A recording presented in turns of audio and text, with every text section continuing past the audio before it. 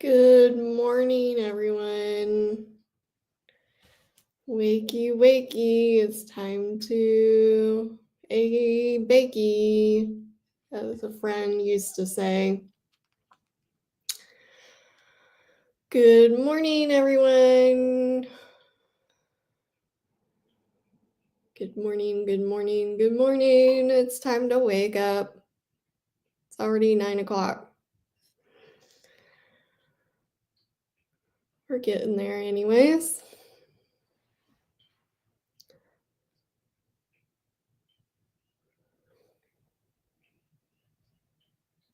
Good morning. Anybody awake? Anybody?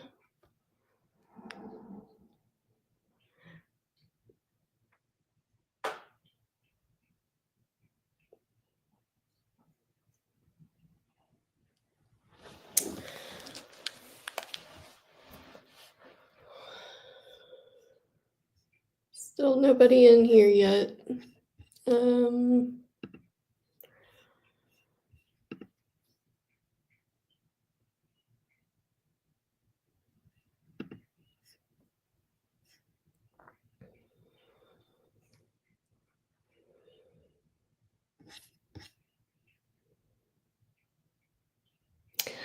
I'm using StreamYard today. I thought I was ready for Stream Labs, but you know how people always get you? So they want you to pay for this and that and the other, and so I went back to StreamYard to just see which one is better. But man, they get you with these charges. Like, in order to get rid of the little logos, they want $45 a month. Ugh, that's a lot of money. So Streamlabs is only 27-ish, 28, somewhere in there. So I want to use that, but then I got all goofy and I was like, it's already almost 9 o'clock. I'll just go back to StreamYard. Anywho, if you can please do me a favor, if you haven't, subscribe, get notified, do all the things, like, comment, share, the love, and maybe send me some Cash App money so I can get rid of these logos. Obviously, if you do not have the money, if you are living with FND, I do not expect you to give your ramen noodle money, breadstick money. As you can tell, that I watch a lot of Megan Fox, Tug. Thank you, Megan Fox, Tug,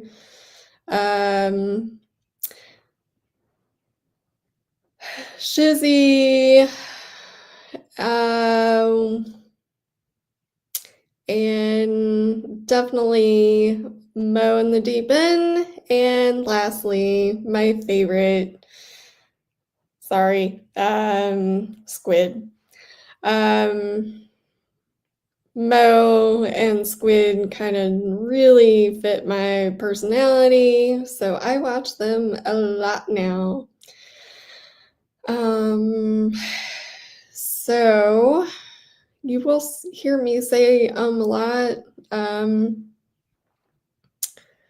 because we are live, and this is not going very well, because nobody's watching. But I expect that, a few times. Plus, I think Shizzy is out doing something, and I think Mo is out doing something as well. Um, so they're busy. So, anywho, I was hoping Captain Kern, wake up. Let's get moving. I know for some reason I put the heater on and forgot to put it, on 68. And it was pretty hot in here when I woke up, and it was making me, very malazed and not wanting to get up and do this. So that's the thing with FND. There's a lot of problems. So, anywho, this is kind of awkward talking to myself and nobody's here. But we expect that. Anyways, I will take a break and see if anybody hops on here. Anybody? This is not going very good.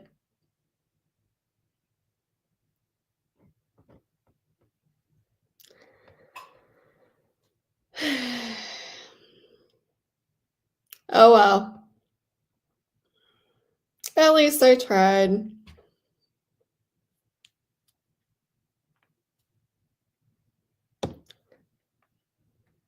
Subscribe, get notified, like, comment, and share the love. Obviously, I need water.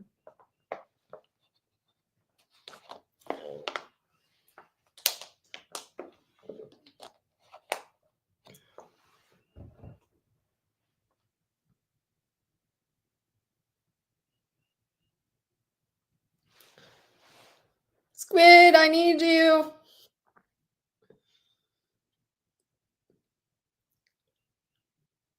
Oh, Squid. Oh, it's to be expected. You trial and error. And if nobody shows up, I'm gonna leave this on for 24 hours, get it, kind of maybe going. And then maybe delete it if no action happens. Plus, these companies' logos on here and kind of being broke. Limited on funds. All right. We are going to go ahead and take a break. I will be right back. Gonna go get some coffee. Maybe see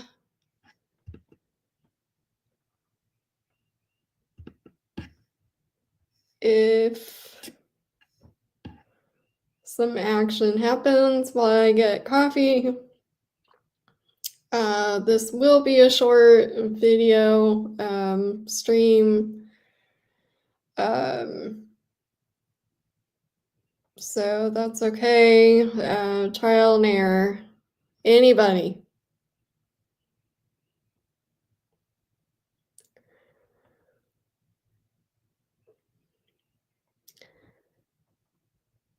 I apologize.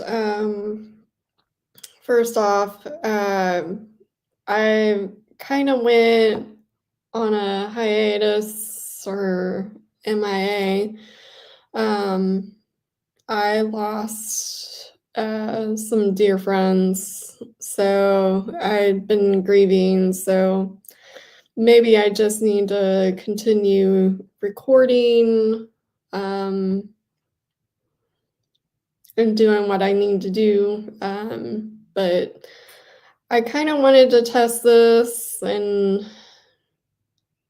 kind of jumpstart, getting back into it and get rid of some fears and anxiety and all that about going live. And I kind of figured I scheduled it. I might as well do it. So,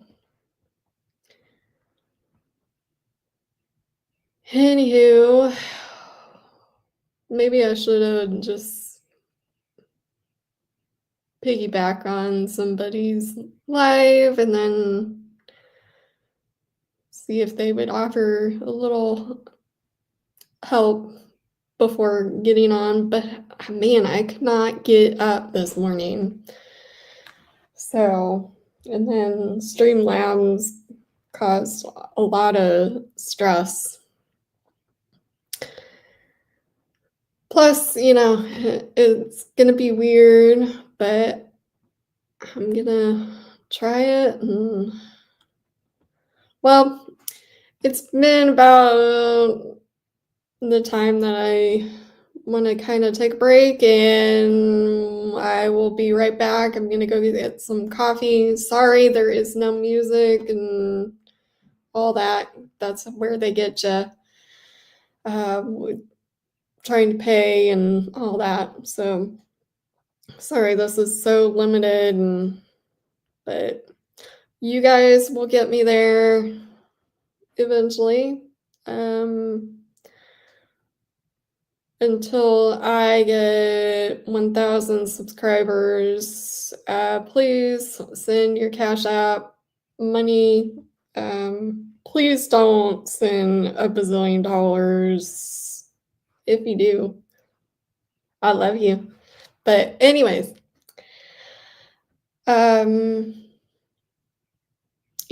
just a few bucks here and there helps.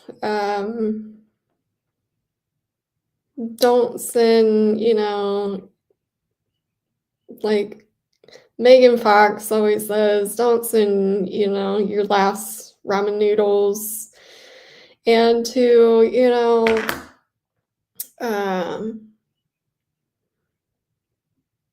if you have FND and you're financially, on the struggle bus, please do not send me, if you are struggling. It is understandable.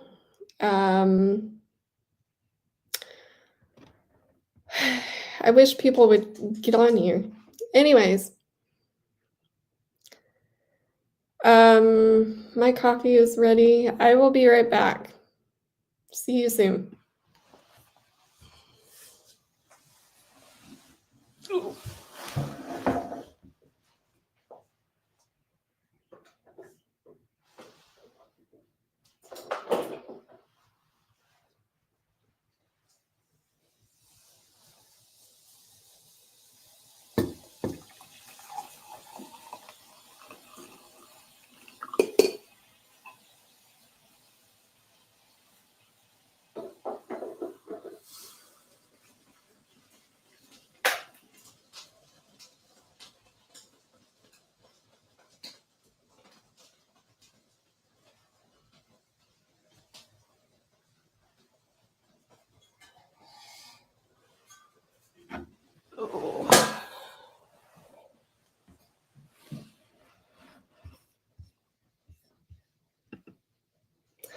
Okie dokie, I'm back. So, what was I gonna say? I just realized, see, here's the thing. I don't have kids, and all my family members, children are, out of high school and school in general. And So I often forget that it is spring break. So that's probably the problem. So I keep forgetting about that. Yeah, I kind of lead my own schedule. So how do you guys like your coffee?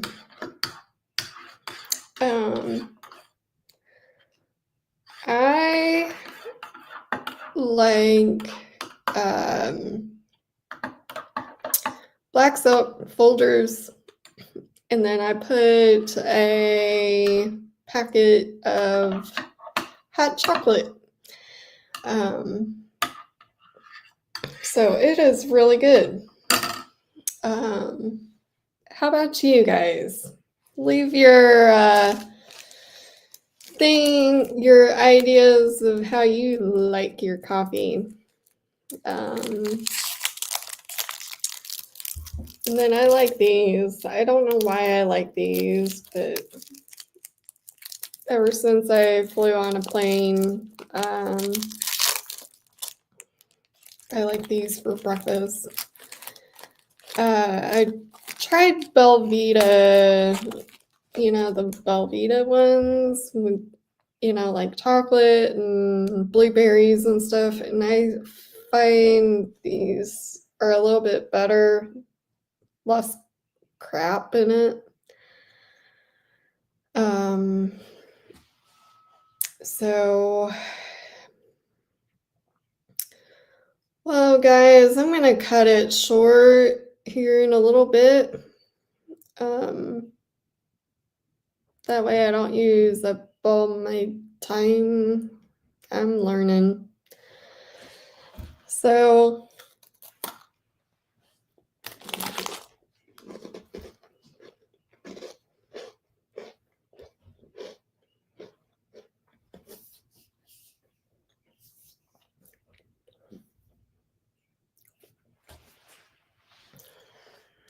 I think I'm going to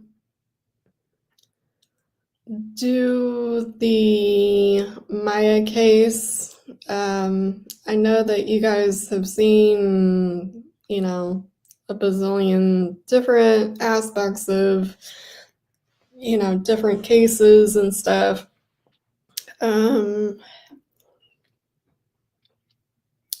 So I'm gonna do that. We might derail a little bit here and there, which is good.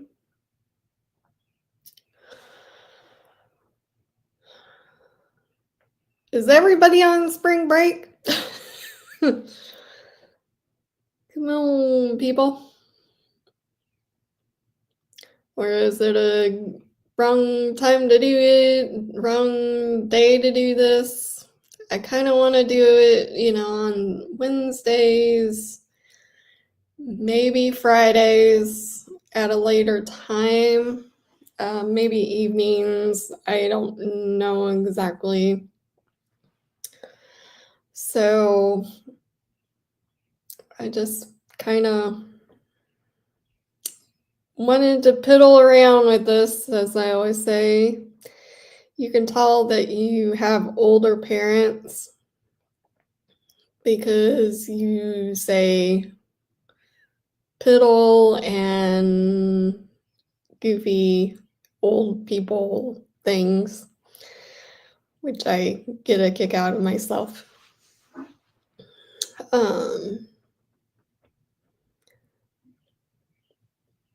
Is there any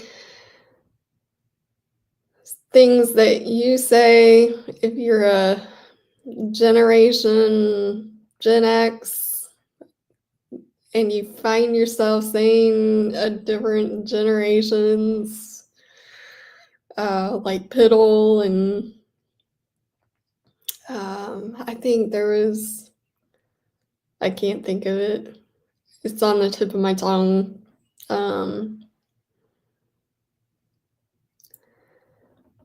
That you say. Anyways, I just growing up, people would be like, "What? What is she? What?"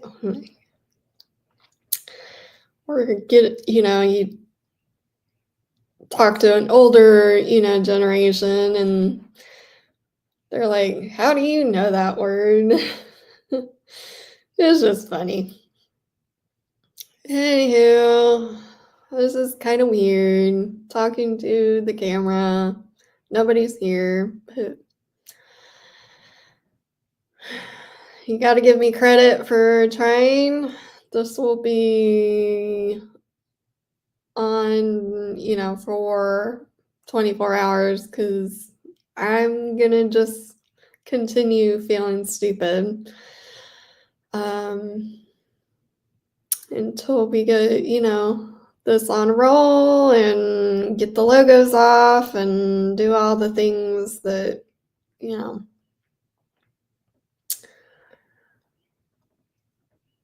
Anywho, I am doing better with FND.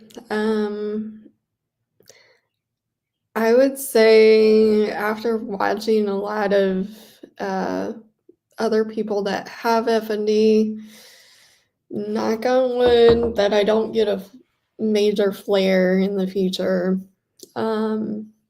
So I'm doing good.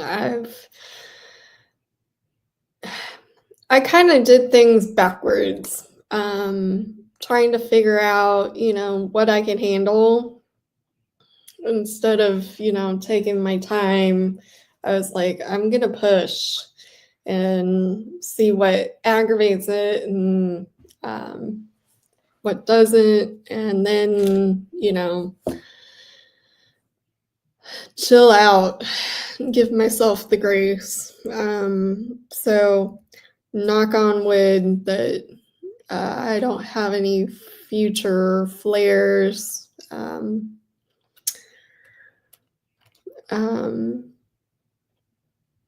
I would say the exhaustion post exertion is the hardest thing for me to deal with because, I want to live my life to the fullest. And so, like, if I take a walk or I stand, like, I have to calculate the exertion into my daily life, like tomorrow. And that could be the other reason why I was exhausted this morning in malaise, because I took a shower last night, and that seems, why would that happen? Well, I think it's along the lines of when this all started. Should I say this live, or should I record this?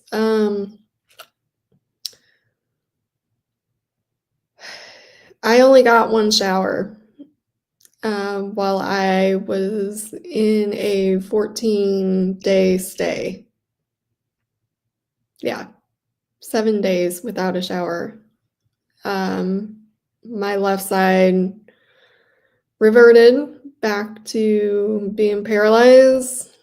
I could not really think, and my body was so disconnected.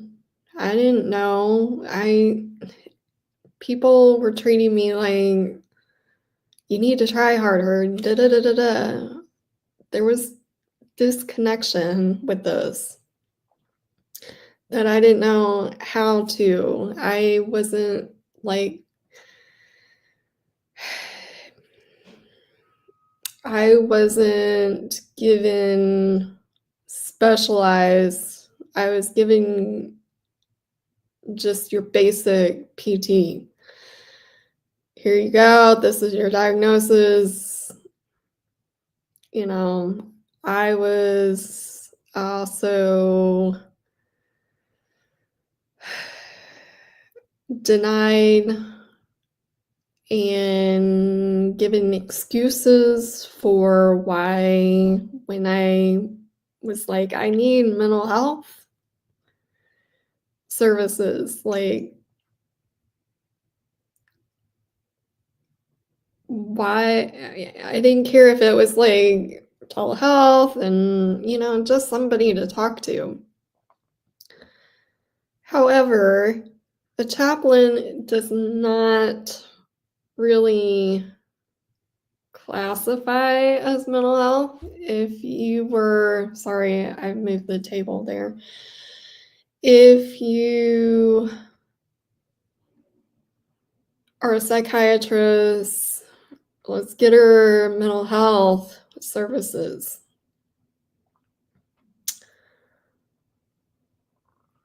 That way we can see if we need to taper off of this medication that might be and could be the result of this condition.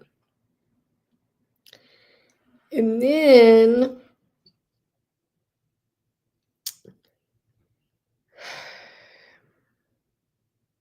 I know this is all mumbo jumbo. Then giving me services that my rights to services to see if we need to taper it off, remove it completely, because I am very hypersensitive to medication. Very, very, very, very sensitive. Like, and we'll go in through that later. I was expecting to be tested based off of my experience with another family member, getting a spinal tap, different things.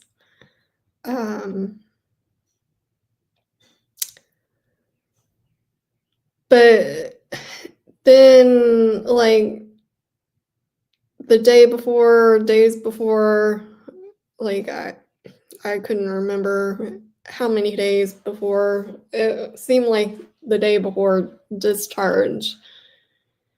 You have this, which turns out to be a outdated medical diagnosis. It's been outdated since 2013. And then to be told that it's just a mental thing.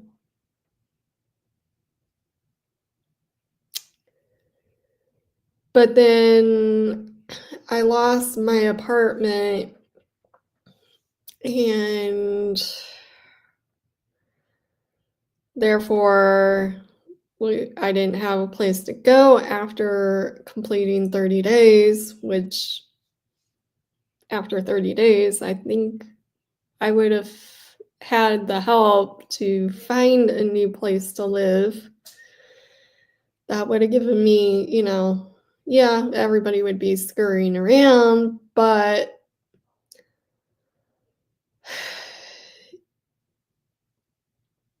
this all shouldn't have ever happened.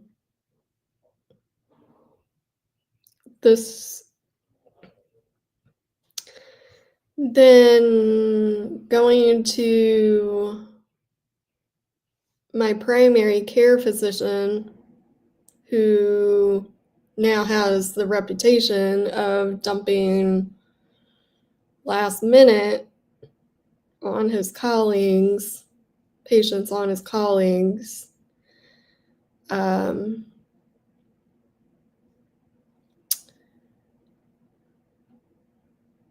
She did not have time to look at my history. She did not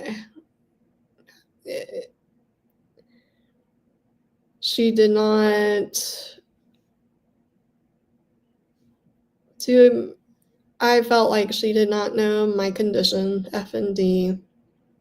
She did not know that it had been updated to FND. Yeah, I've had the runaround that people, oh, you have that. It's common as a migraine, da da da da. However,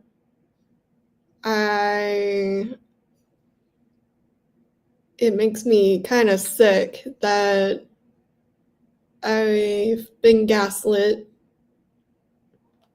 mistreated,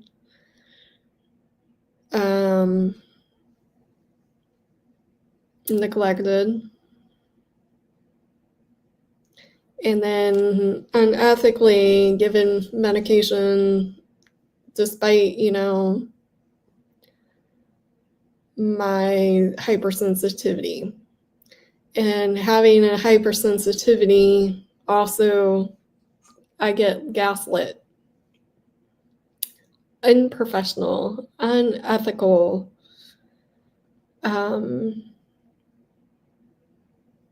then, I'm trying to get into physical therapy, and this outdated terminology is still in my records, and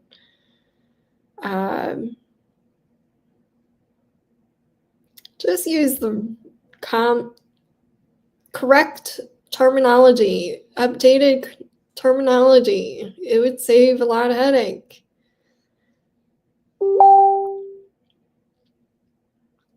So anyhow,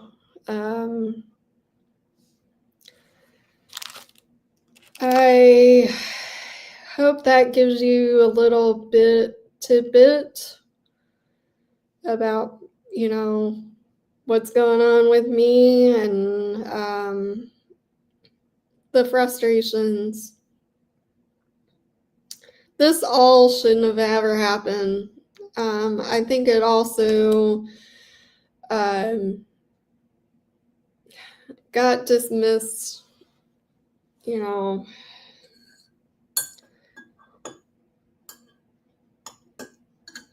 because I made the mistake.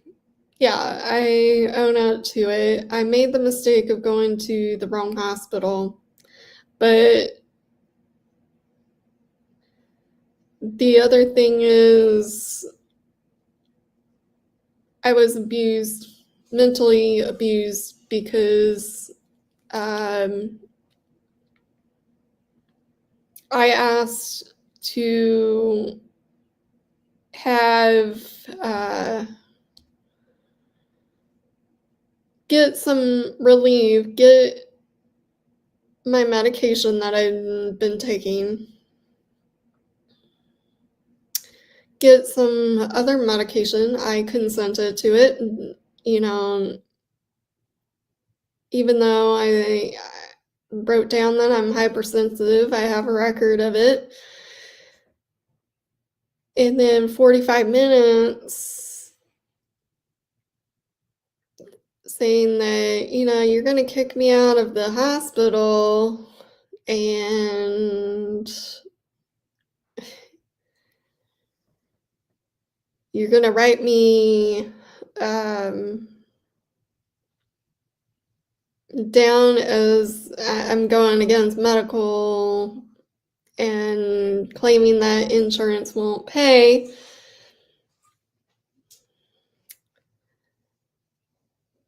And then within those 45 minutes, my blood pressure, which that information I am going to try to obtain, because it is missing out of my medical records.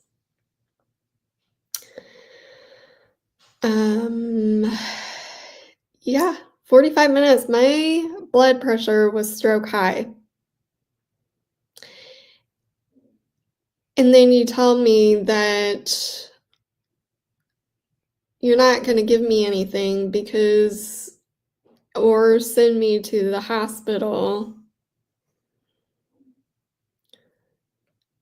and that I'm doing this, all on my own. I could not stop. I was in distress.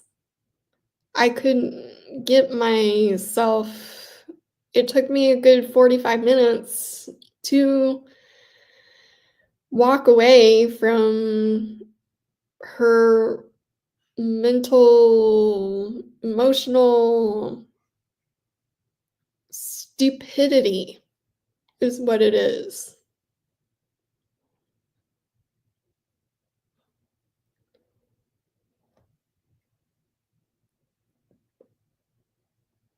You check somebody's blood pressure, you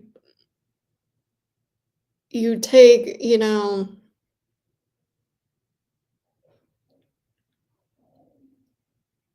ethical,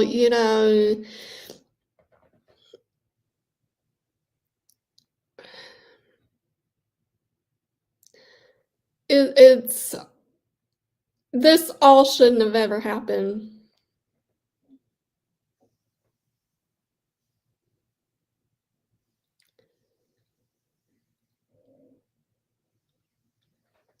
And then, now, like, statute, I'm learning because, I've had to do a lot of this by myself and figure out, because nobody wants to take this case.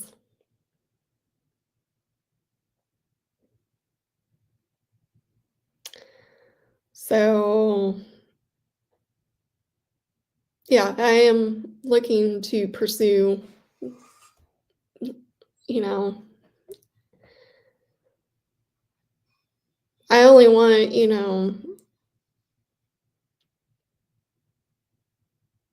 I only want my life back.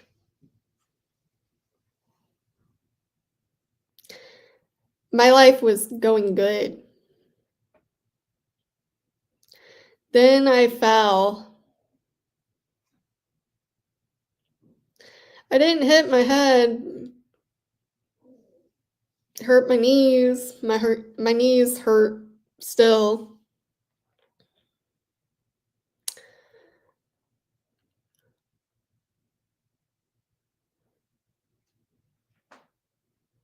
I'm kind of glad that I'm venting, and usually if you do see me, I will probably hop off. I'm starting to feel the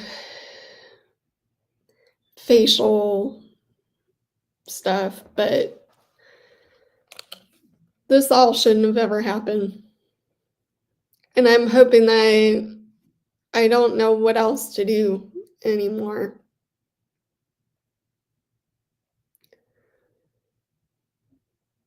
Besides getting on and venting to the World Wide Web. This should have never happened to anybody. I don't care, regardless of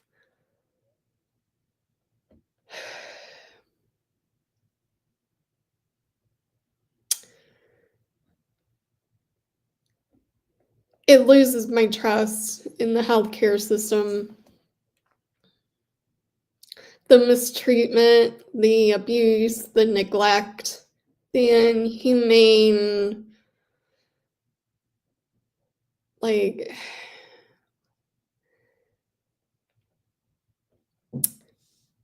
and then, reading my health records and the doctor's reports, he should have made, the effort. The nurse should have made an effort to, refer me out, get me checked out. But again, and then there's some of it that it's my fault that I can't remember my long list of medications because I have no access to my phone or any, technical devices. I just wanted relief. I'm sorry that I can just go and sit and get all this information ahead of time. Yeah, this I think was a concussion, and from my fall, and because I was kind of on this roller coaster. Um, because the medication that I was on, it was, I think, helping me. But it was also making me,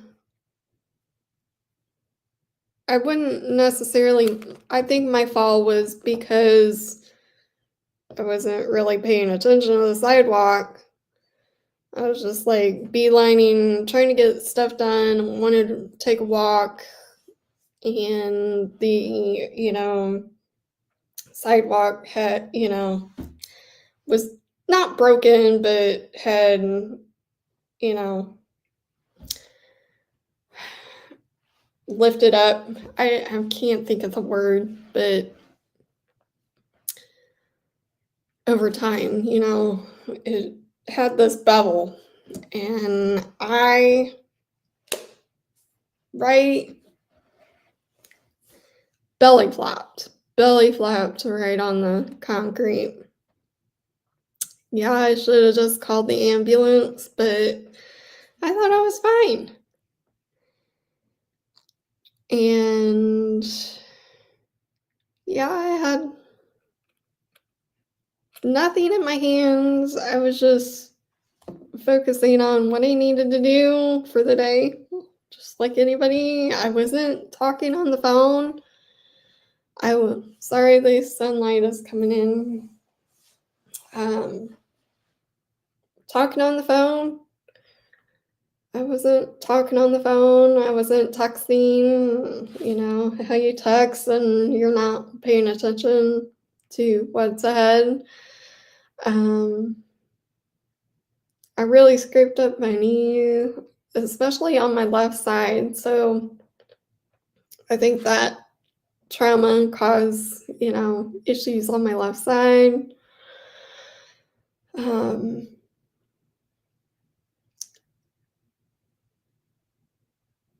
but at the same time, I also, when I was about 7 or 10, I flipped over handlebars on a bike. Kind of the same experience. I blacked out that time because, flying over the handlebars or flipped over the handlebars. Um, so again, I had, a lot of issues with my belly, or I'm having issues again, like, I did as a kid. But So, nobody showed up today.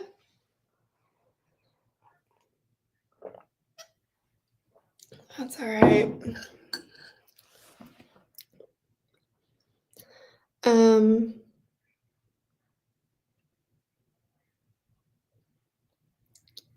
We'll get there.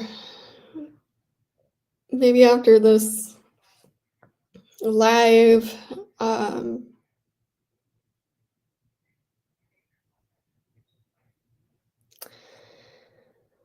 maybe. So,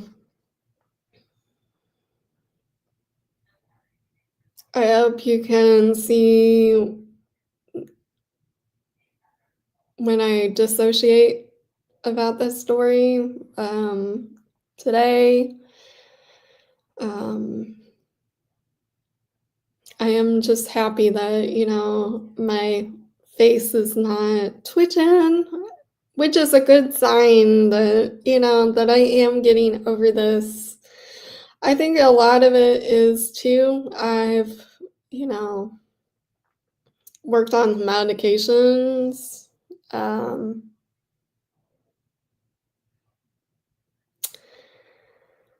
Therapy is going good. I've decreased, mainly because I can't drive anymore. I've had to sell my car, which is a bummer, because yeah, people would say it is what it is, and you gotta do what you gotta do, but there's kind of it's upsetting because, how do I say this? That's the only way I can see mom or know mom's presence is, around.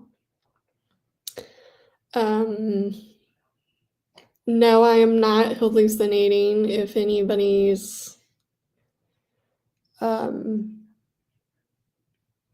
she knows that,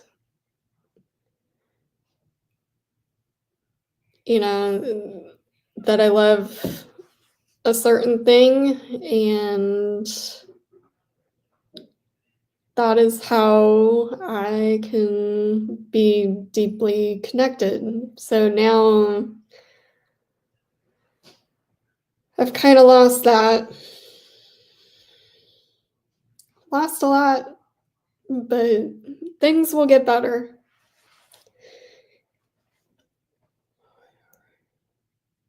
And they continue getting better. See, I'm trying not to cry.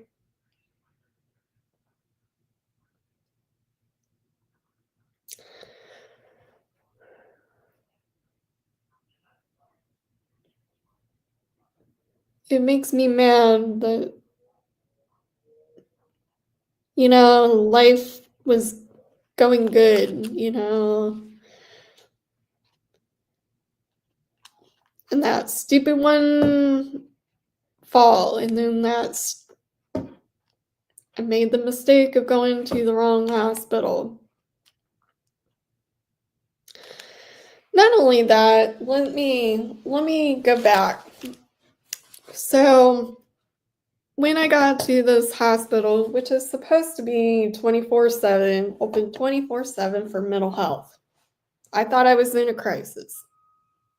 I didn't think of any of the fall had to do anything with it. But the hospital is supposed to be 24/7. Right? Mental crisis, 24/7, get you in. No. Their doors is locked. And this is not like, I would understand 11 o'clock, close from 11 to 6, lock just in case to keep the safety of, the staff. No, this was like 6, 7, 8 o'clock. I think it was 8, 9, somewhere in there. I don't remember exactly. But the doors were locked. They typically have a red phone outside, right? Just in case the phone doesn't work. Phone doesn't even dial, doesn't like ring to staff member. Doors are locked, no professional receptionist at the front desk. Locked. It took me 20 minutes. And I had no concept of calling somebody. Yeah, I might have been like, oh, there's a phone, da da da da. But you, when you're in a crisis like that, nothing works. You know, you're impaired. I'm kind of disgusted that I could not call anybody, but somehow I knew I needed to drive myself there. I could have hurt somebody.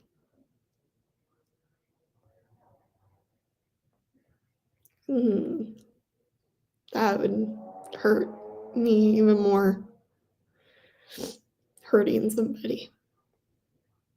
But then, there were people that could have helped me. You failed me.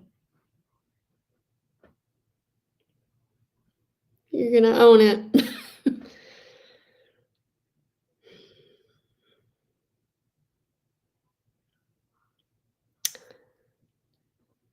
So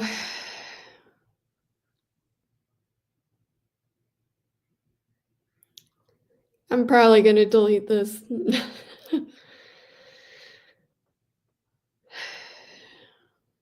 Thank you guys for, letting me vent on here.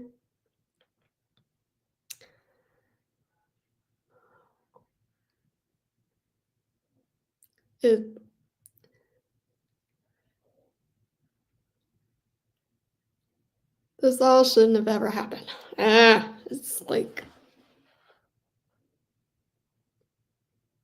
where are you, squid?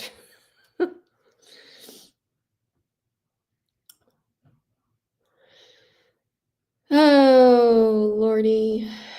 So hopefully that kind of gives you an idea of what happened. Oh, I was missing tidbit here. I never had like drop seizures. Like, yeah, was like kind of falling after COVID.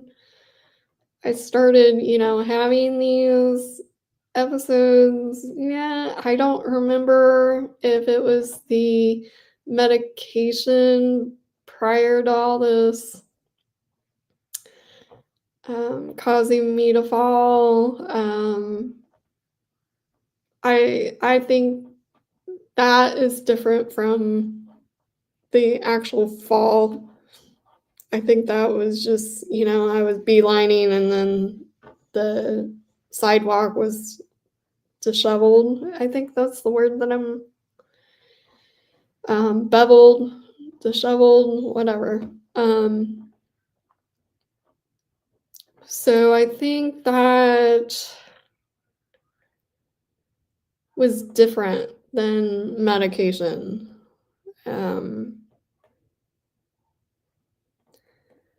But while I was 3 weeks in rehab, 2 weeks. 1 week, figuring out what was going on with me or lack of. And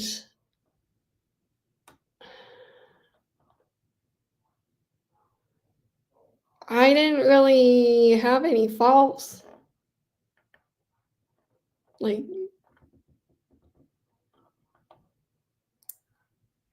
I wasn't having seizures. It wasn't until I had to return to the same hospital, because this is all in your head. This FND is all in your head.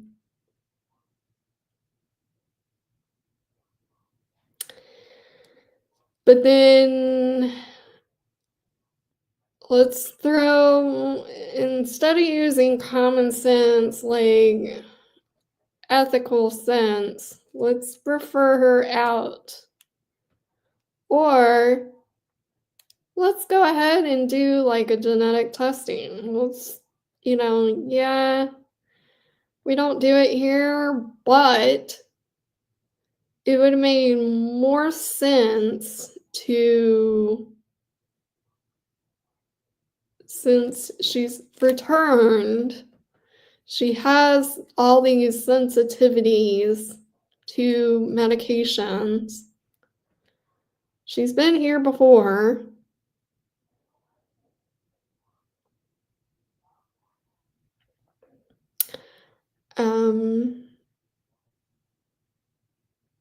I was really worried.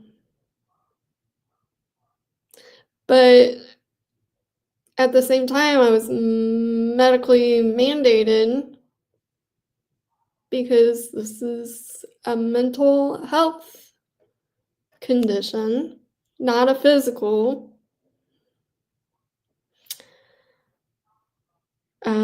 Yes, I was on medication. During my first visit, they refused to remove me off of that while I was in rehab. And failed to give me mental health services. I wasn't able to do physical therapy because I lost my apartment in the process.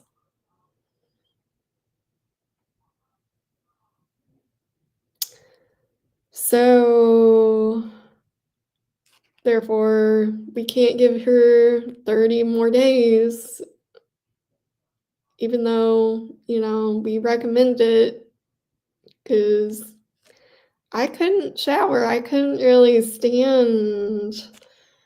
I needed assistance for other personal reasons.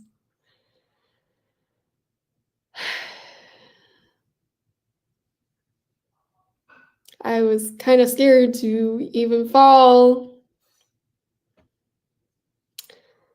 But then that doctor mandated that I return to this because she didn't know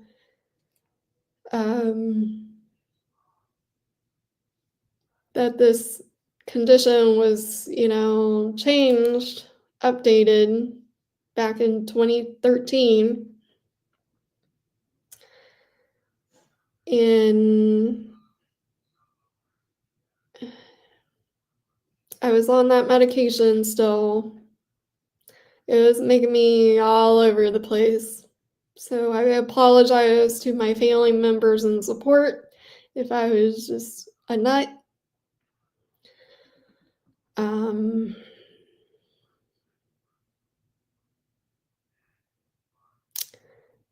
And that's what medication that I'm sensitive to, I can feel it in my body, like it's like a foreign thing. Within 30 minutes. And then the other thing that my body does is if I take a medication, like at 6 a.m. and I continue taking it at 6 a.m. And I'm allergic to it or I'm sensitive to it, my body can't expel it very fast.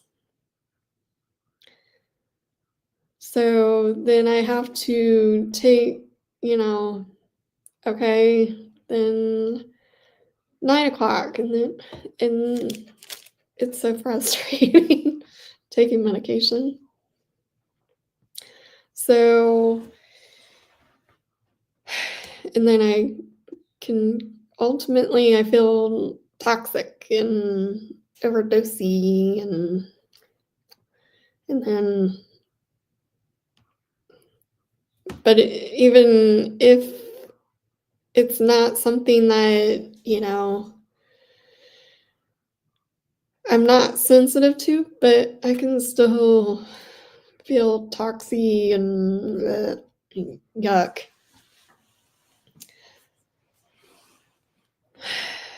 Well, everybody, it's been an hour.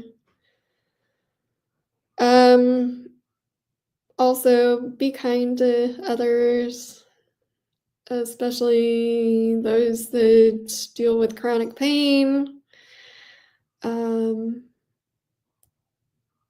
This is not always easy, and I get it. If you are a healthcare professional that sees this, be kind to your patients. Don't expect. Oh, I want to try talking about this. Back to the Topamax. I was given Topamax to suppress my appetite because I had binge eating issues, food issues. And I weigh, I'm obese, I'm fluffy. I'm very fluffy. More to give. So, and I was already dealing with prediabetes because my health is, after mom died, my health had declined anyways. So I was worried about that. Having diabetes is very, very, very serious in my family. That's why I have a tattoo to remind me, to watch your sugar, basically. You don't want to, end up having diabetes. So it's a huge, huge, huge thing. So I consented to Topamax. Again, my fault. I questioned it because Topamax is typically, to my knowledge, used for seizures. I wasn't really aware that it was used to my medical knowledge, used for, I kind of knew that migraines might be, but absolutely no clue that. So I really questioned it, but, like any, human patient, I was like, okay, I'm gonna try it. If I lose a little bit of weight, cool. If it helps me to knock off some of this fluffy, I'm all for it. Because having all this fluffiness, can be, it doesn't help your pain level, nor does, being skinny, but I'm willing to try it. My fault. The next day I tried it. 20 minutes later, I started having seizures, grand mal seizures, the ones that fall. And then, I started contracting. I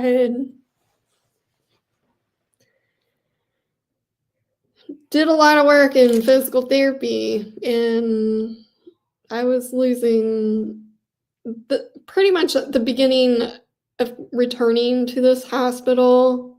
I was like, I didn't want the liability. I should have walked and fall and collapse and shit. Excuse my language. I do curse. I am sorry if that offends you on this channel. But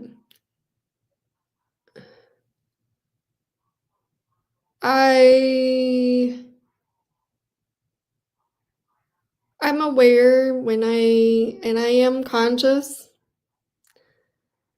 when I have these episodes.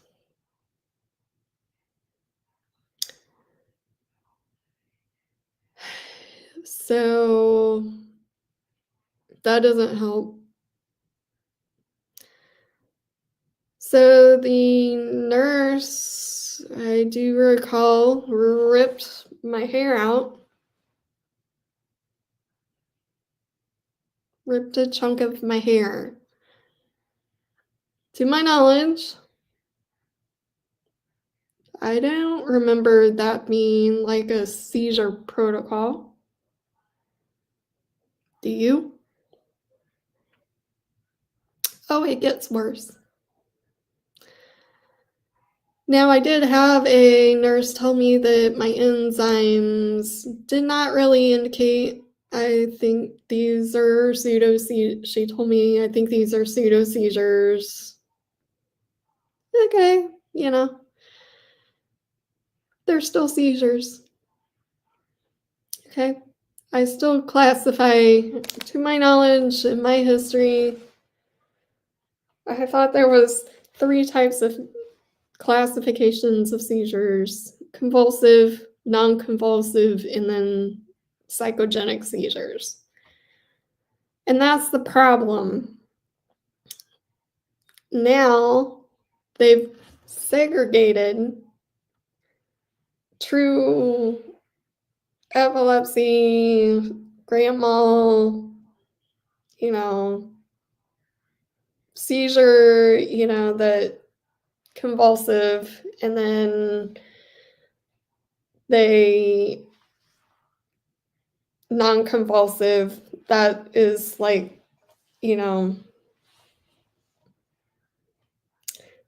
neurological. Yeah, psychogenic might be, all in your head and stress related, and there's nothing on the scans and lab work. It's still neurology. It still classifies as neurology, maybe mental. If you are a neurologist out there, quit segregating epilepsy, seizures, regardless of it still comes from the brain.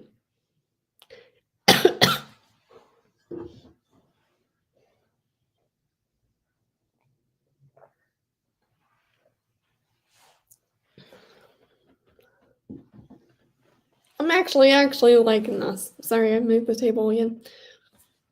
Oh.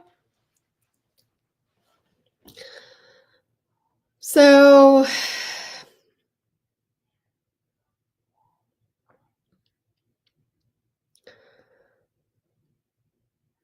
Then I had the next day, I was like, "Oh, I will." It was the weekend, so I wasn't gonna really see the same doctor.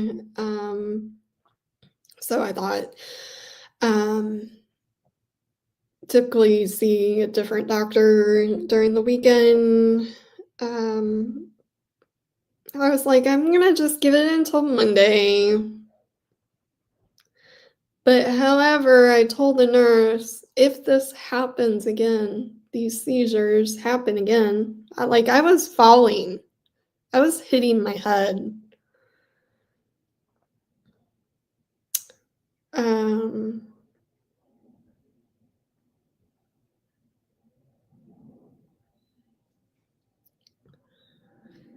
so sorry, I spaced out there.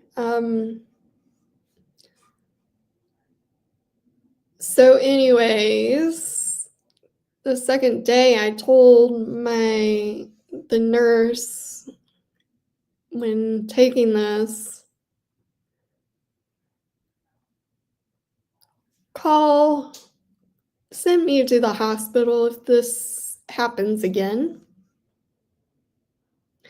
and call my emergency contact, as my emergency contact is my POA and, you know, is in the medical field, and maybe I needed to just get out of there. So I don't know if it was that day or the day prior, but the other nurse said my enzymes just didn't really indicate that I had true epilepsy. Like, okay, psychogenic seizures, whatever, still seizures, still gonna fall, still, um, so the nurse that I told to, if it happens again, uh,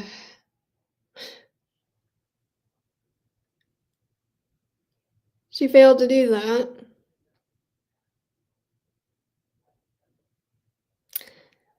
And this time around, she splashed ammonia. And oh my God, that will give you anxiety through the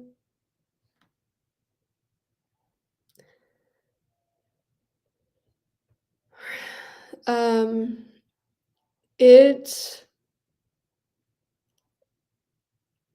now these when I have these episodes, now I have anxiety about that incident. Like anytime, so now I have panic attacks on top of these episodes.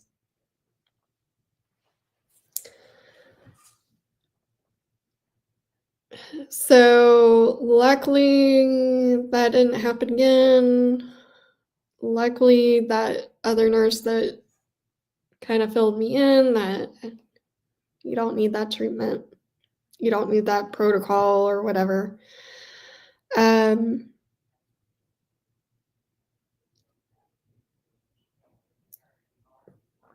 I wasn't aware that was even a thing for seizures, but whatever. But now I have anxiety anytime I have episodes, like, because nobody wants to get hurt. But then, what gets me is the mistreatment, because based on that, I'm aware and conscious during an episode. It's still a seizure. and I was gonna curse like a sailor. So,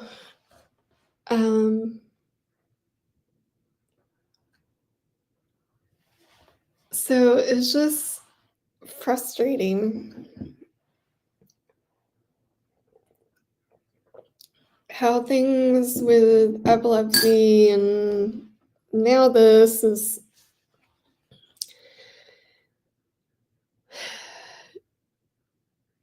common, but it's so rare that it's uncommon.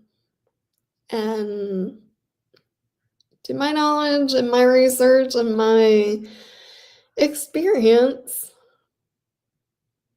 you guys don't know what this condition is. It's too rare. Regardless of, oh, I've heard it. No, you haven't.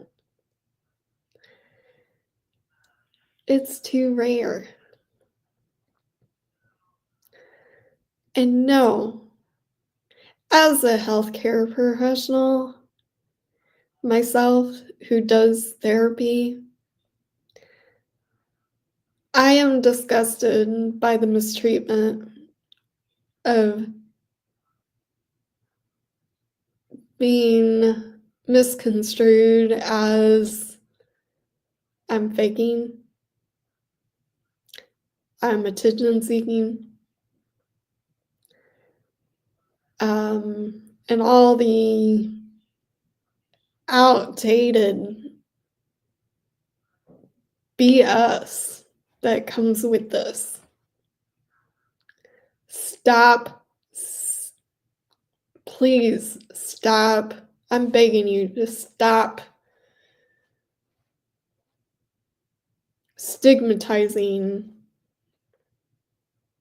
this. If you see it, on their health record, treat them with dignity and respect and compassion. It's mind-blowing.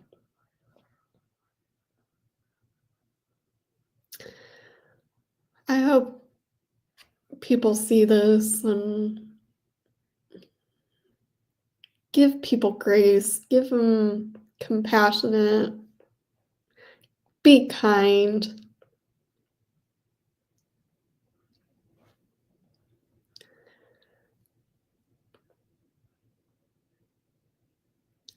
So, back to the Topamax.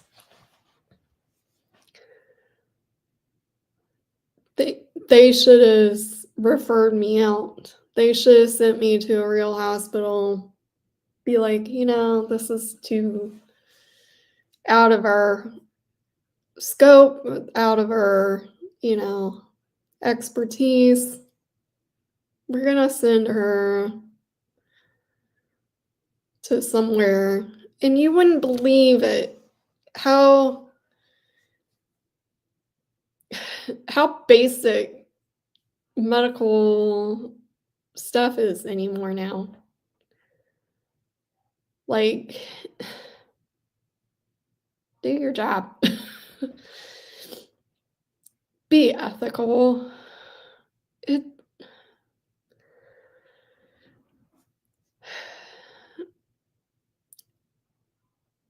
My care should not be out of reach. My care should not cost out of pocket.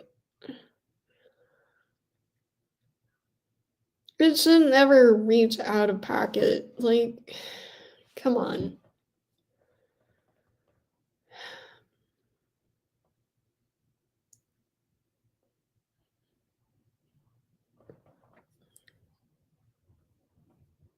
It's crazy.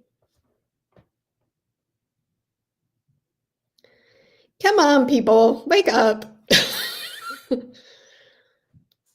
It must be spring break. Everybody's on spring break. So maybe next week will be better. So So here, so I did try it a third day, and then I was like, no. But still, this hospital should have sent me somewhere. And I just laugh at, according to them reading yet again, misconstruing that this condition is all in my head, and according to my scans, which look impeccable, I will say that. However, when I did go to the neurologist 6 months, I want to say 6 months ago, I have a feeling something's amiss. I did have migraines on my non-dominant side. I lost all my dominant side, like my hand, my leg, half of my body didn't work, my face. So I know this is all scatterbrain, but I did have deep, deep intracranial migraines. And since I couldn't write, the funny thing is, people knew that I couldn't write. Like, I would have struggled. I didn't have, a recorder or anything, because of that, chords and shit aren't allowed. And as an afterthought that, I could have asked somebody to get me a recorder, but then that wouldn't have been allowed anyways in a institution like that.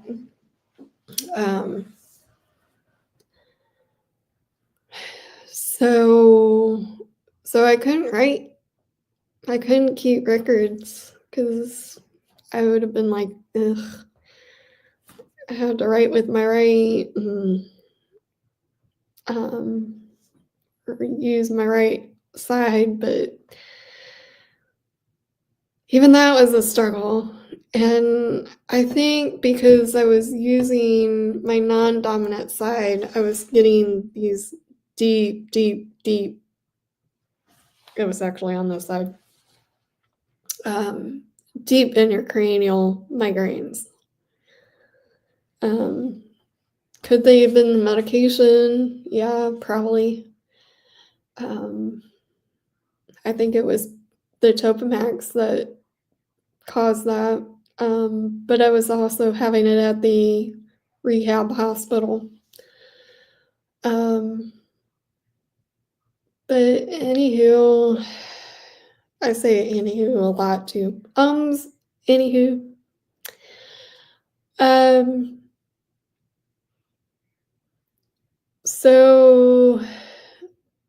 So they took that to their advantage, that I was paralyzed again.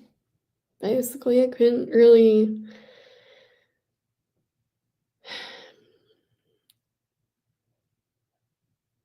and then they were like making comments, you should try to walk. However, the wheelchair was a lightweight wheelchair. So if somebody was sitting in it, obviously, I know I had my walker too. I don't know why we didn't, walk with my walker, but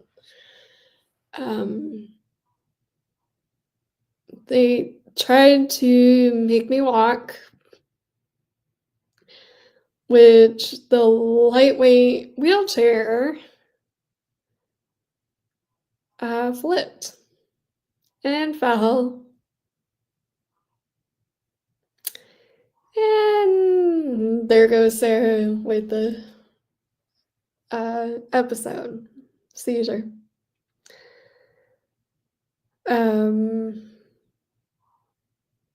I've hit my head multiple times, you know. The other thing is the nurses there were too busy. I had to do paperwork. No, you don't.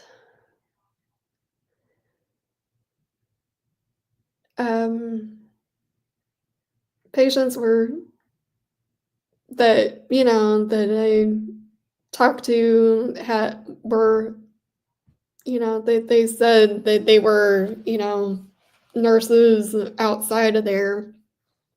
They were getting frustrated at the poor,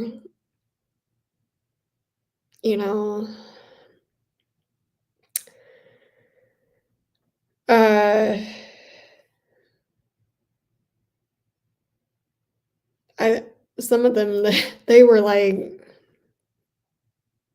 girl, we got you, like, I'm a nurse. This is making me upset, that you're being treated like this. And so I had a couple of patients try to sneak me and assist me to use the restroom because these nurses were too busy. I peed in the wheelchair. I even tried to make a protocol, because we were getting checked every 15 minutes or so, but I was like, oh, okay, I'm gonna just use this light as my pee light, my alert, like I might need to go pee here in a little bit. Flip it on. I was kind of losing sensation. I think a little bit of that was kind of paralyzed because now I now have issues where when I need to use the restroom, now it's like really activated. So I'm gonna flip this light on.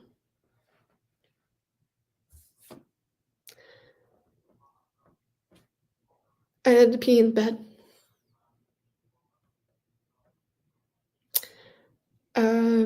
One of the staff members was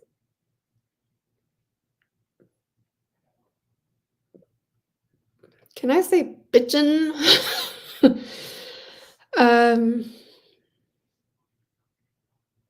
That they needed to wait on me because, and this is all in front of other patients that were trying to, get ready to go lunch or breakfast or whatever. What's sad is I tried to report some of this. The documents during my first visit got discarded, obviously, because I was rushed to the emergency room after 3 days.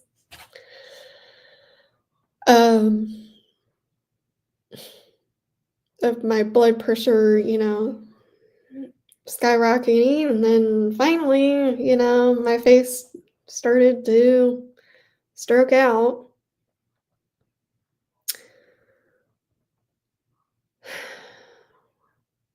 Very, very, very, very, very negligent. inhumane. And then,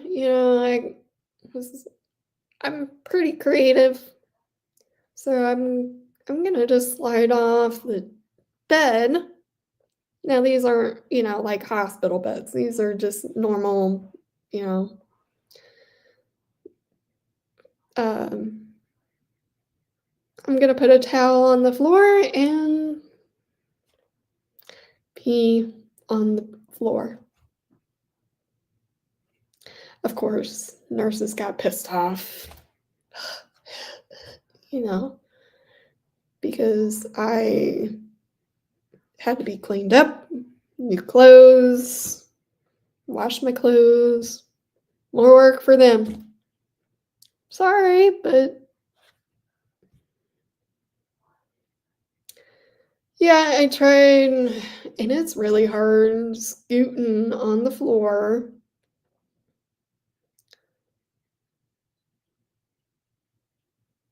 Like, you can't really wheelchair yourself with one arm or drag your foot because you're going to go in circles, merry-go-round. And then what else happened?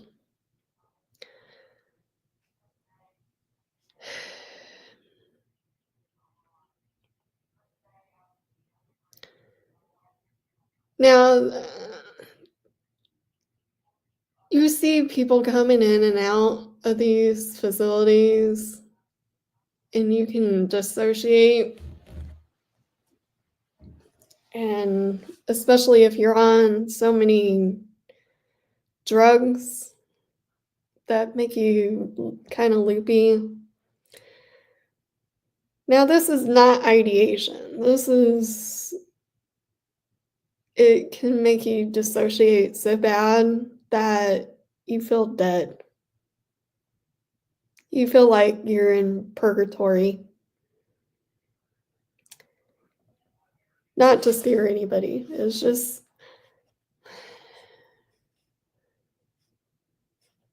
it's one of those side effects of not only being on these drugs but being in a facility, and I think it has to do with the lack of pictures or the lack of color, like the walls are, typical medical green and beige and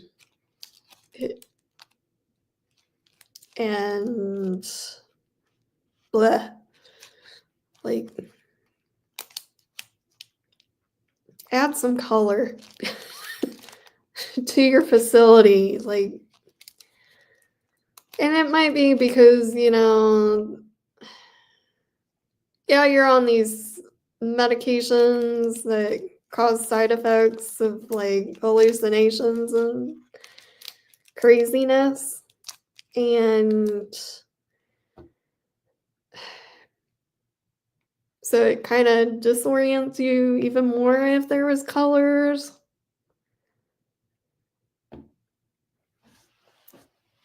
So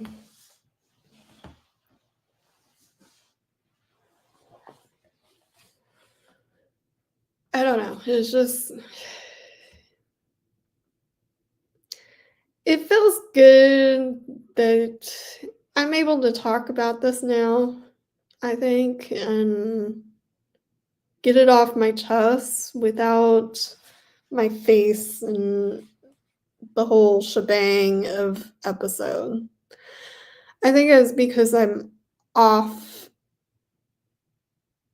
a medication that, it took a little bit of time to taper off safely.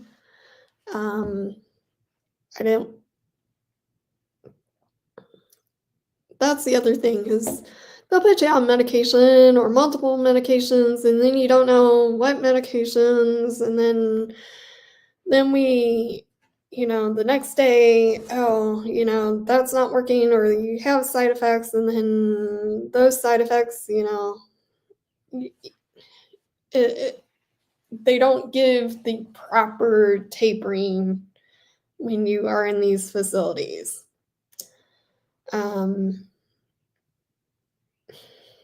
So I hope I've been going on, and one of my best friends and I talk for a long time. This is gonna crack her up because we talk, 2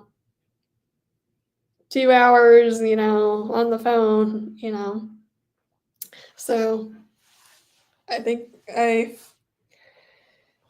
didn't replace you. She's probably cracking up. Anyways, well, I had fun doing this.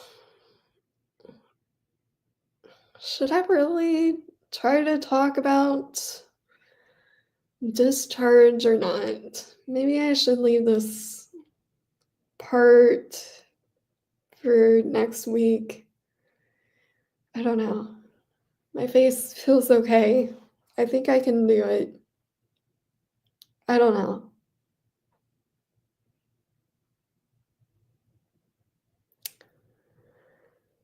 So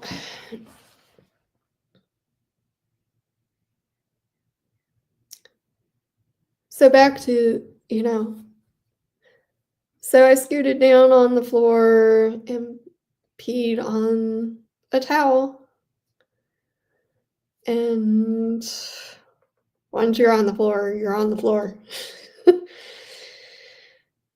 It's hard getting off the floor. So I needed assistance.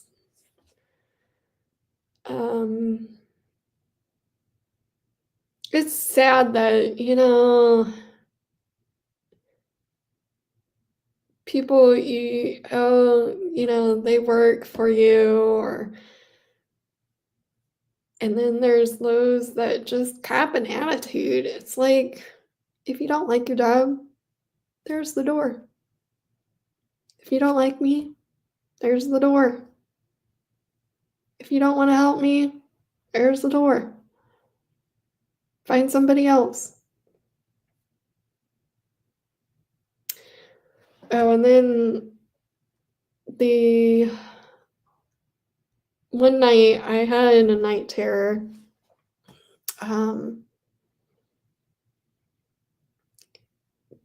The weird thing is, this hospital claimed that they gave me a medication that I didn't really start at a real hospital for my nightmares. So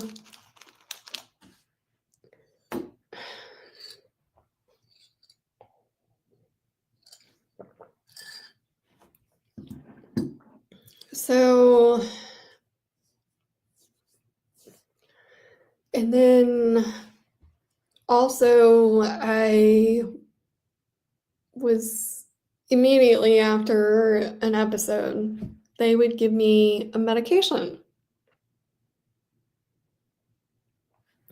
And when you have mobility issues with your hands, tiny little pill is going to be hard to get, take. The nurse said, I can't legally give it to you, and plus there's cameras. Otherwise, I would help you if I could.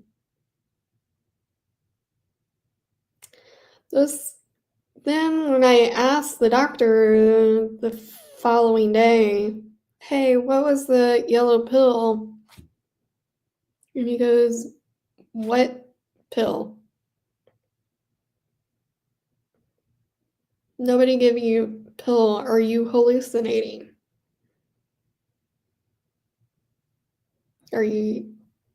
However, that night,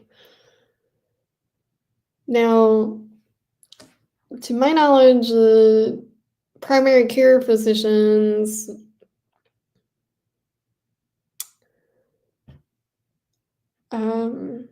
did not really go into the patient's bedrooms. However, when they gave me this yellow pill, I wasn't hallucinating. I swear on my mom's urn that I was like, I startled but disoriented. There's a difference. I let that doctor do his basic. Now, this doctor has an issue with boundaries. Like, he'll put this stethoscope on you without even consulting with you and, hey, do I have permission to listen to your heart and lungs? He'll just do it. So I kind of knew that, but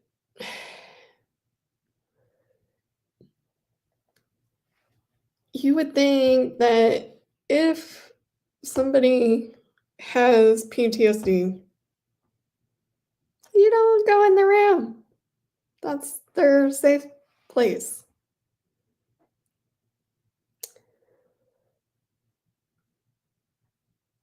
I guess, I was out of it. Like, yeah, sure, do whatever, Except I did go back to sleep, which is not a hallucination. It did truly happen. I swear on my mom.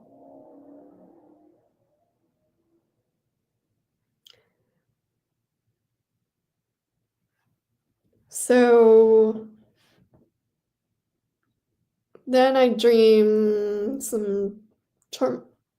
I was dreaming some really traumatic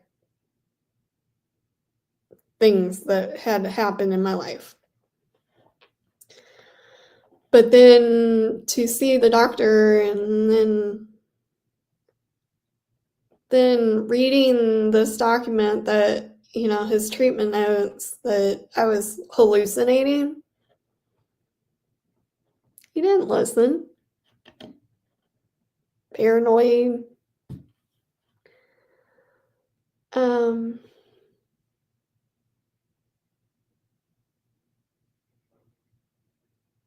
Yeah, I could have, discharged against medical advice, and I could have done that. But I was also trying to figure out this new stuff.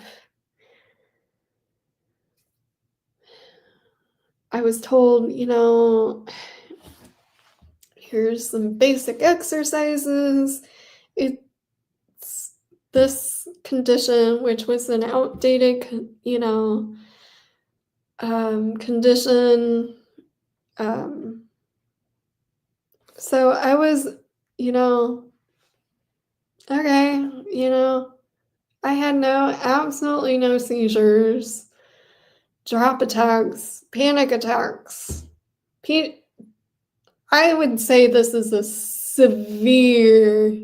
severe, complex form of PTSD.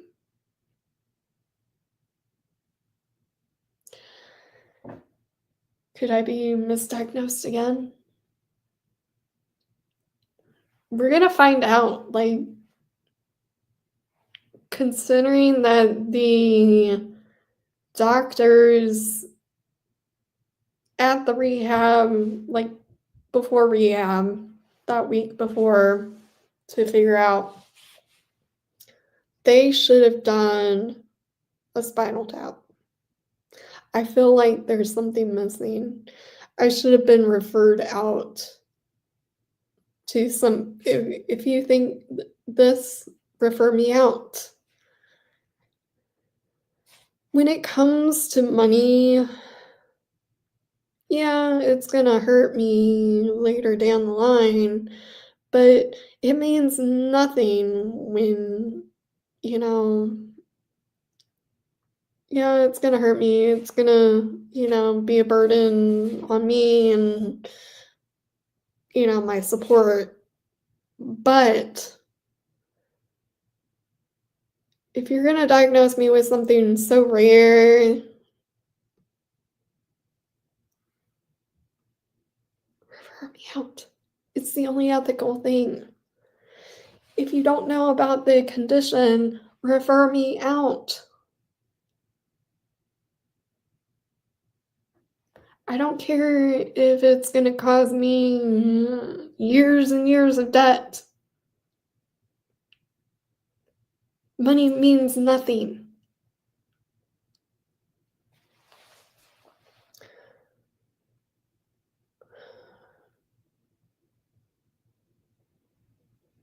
Find out. I'm going to find out. Because I can't live like this.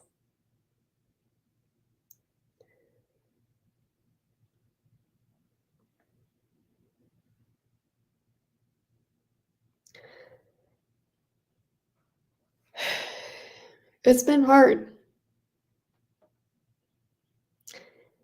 It's been hard. The other thing is, I refuse to live with this. I was trying to refuse to live with a certain family member because based on 20 years ago, another family member kind of had, it was a different disorder thing, disease, whatever. And caused them to become paralyzed, going through physical therapy. Yeah, they had to shut down the family businesses.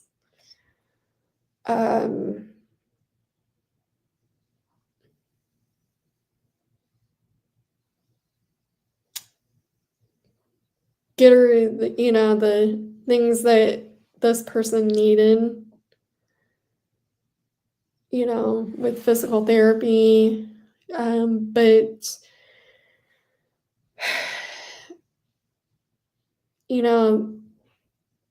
this family member, they're still recovering. And they just got to a point where, things are great, kids are out of the house, off to college, almost done with college, building their dream home, I didn't want that to be a burden. And I know you're crying, because now I'm gonna cry.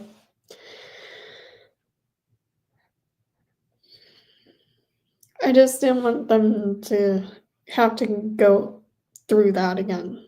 That's why I'm fighting for my independence, figure out, as quickly and, as possible. That way, I can. It's hard. Yeah, I know that family is there to help you no matter if it has, is kind of a similar situation again, and um, so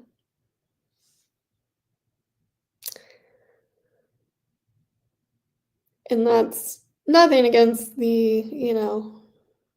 I don't want that one family member to feel bad, that they went through that and struggled with it, or, their family, their parents uh, struggled with it. Um, but, they also, they have their life too, and um, I just, I'm very independent. And that's the hard thing too, and so finding my independence, autonomy is very important, as an adult. Um,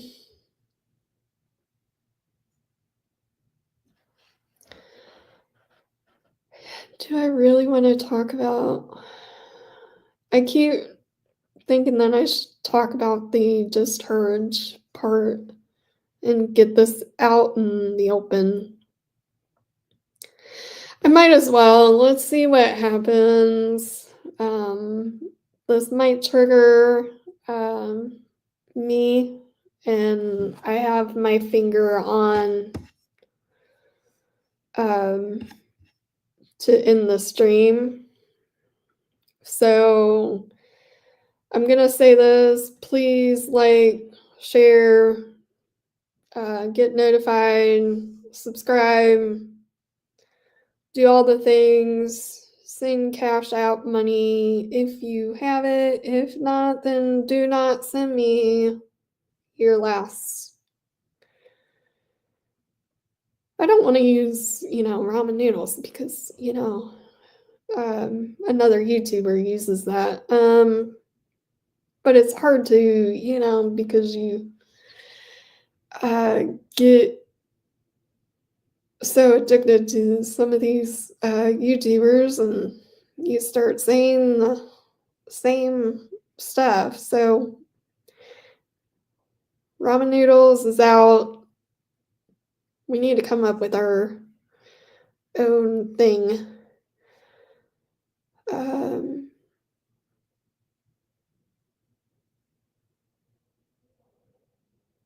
Let's say power money, Powerball.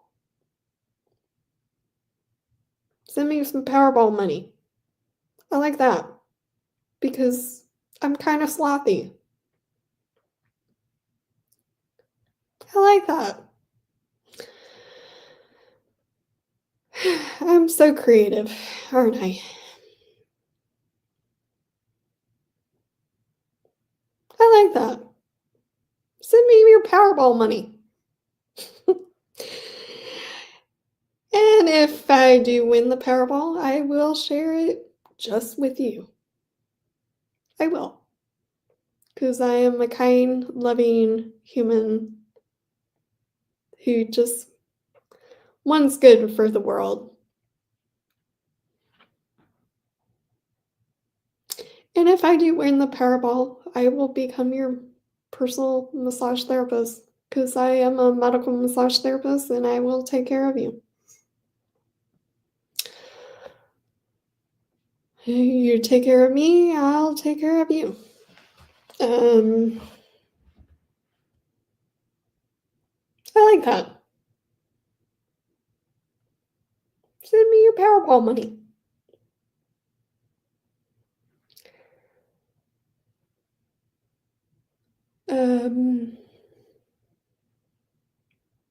So back to discharge. We're gonna get through this. I think I needed to do this, and I think this got me over the hurdle. I think I was like, I really need to get over this, like, the trauma of it, and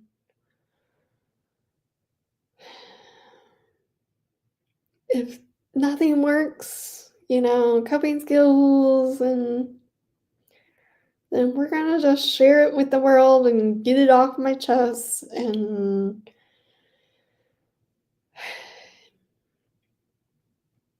because it's just gonna eat me up more and more and more, the more things, keeping it inside, you've got to share your mental health regardless. Like, get it off, get it. Yeah, it's those skeletons and, you know, are just gonna eat you alive. Like, clean those cobwebs. Just get it out.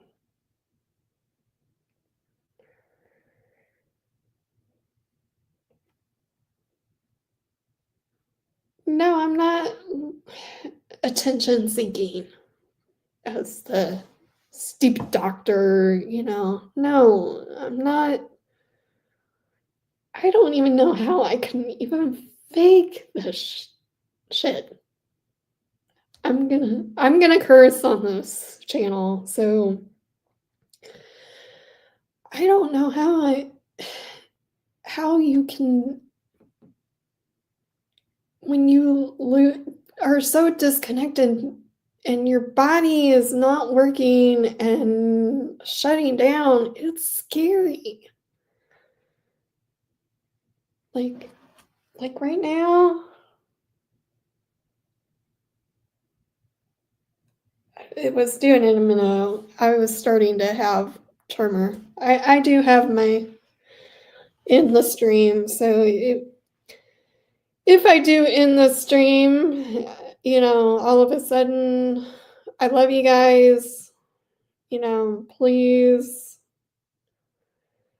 subscribe, get notified, like, share the love. Cash App, send me your Powerball money. Because I will make some cool things happen. It's not all going to me.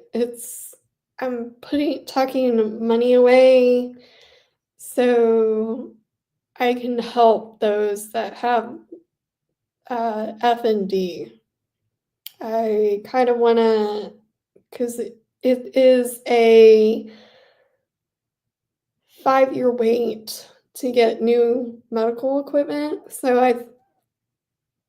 With insurance. So I kind of want to not only get myself, custom mobility equipment that's going to help me when I'm out in public. One of the medical equipment's going to I need something that automatically breaks, because when I do have an episode, I have no, like, if I stop, you're not gonna, oh, I need to break. So I need something that automatically breaks.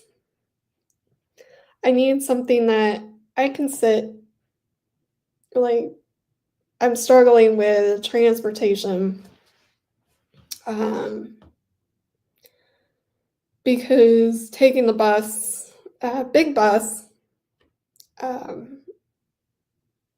most of the bus stops do not have any place to sit. So that way I can sit. I need it lightweight. I'm short. So I need something that is lightweight and feasible. with the mobility and shortness, that is easy to collapse if needed, somewhat lift, because I'm still in that independent phase, but I don't want to let go of my walker. I backtrack. When the Uber and Lyft, they typically try to get out and assist me and put it in the trunk. I don't like that. I need it, with me, just in case, you never know. You get in an accident, then I have my walker right there. I don't know. It's just, but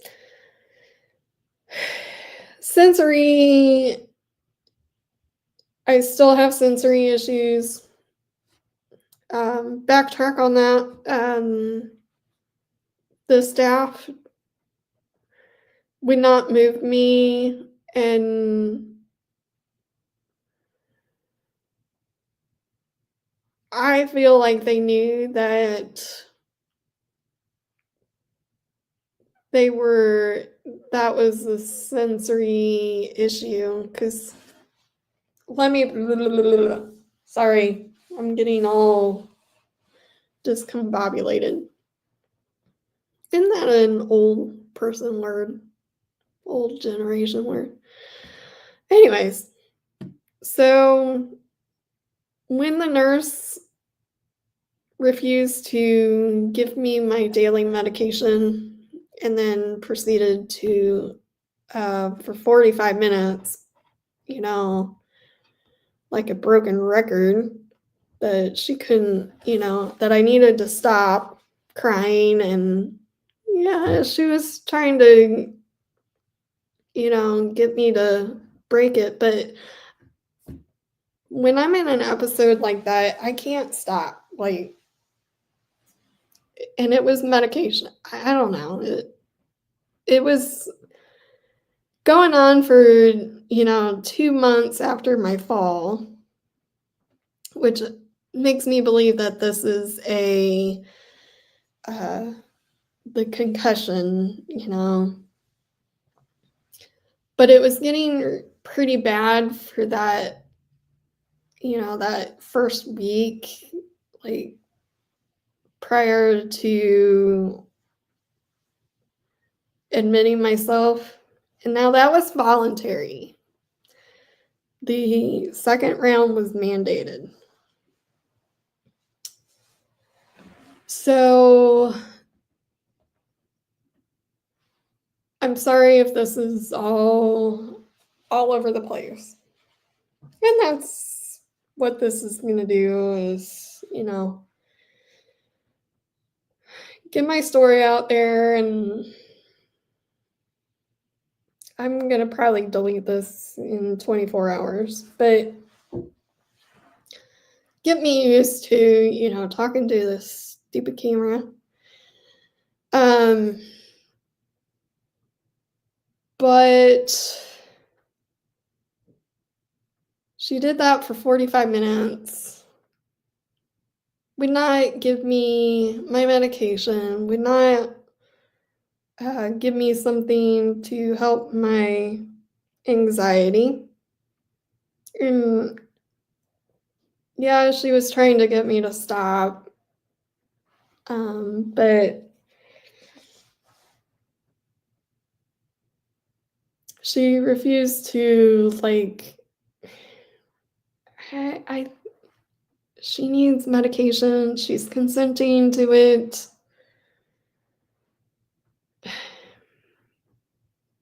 Take the chance. And then they wouldn't refer me out to a real hospital. And that's why I say it's real hospital, dumb hospital.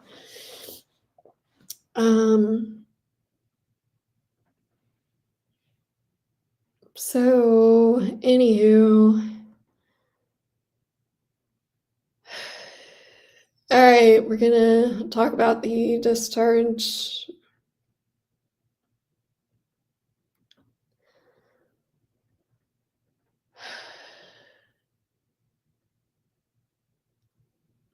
As a nurse,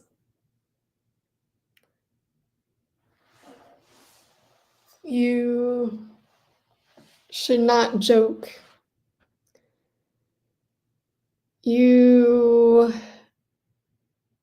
About somebody with mobility who's gravely, I don't like using the word disabled. Mobility with having really severe mobility issues.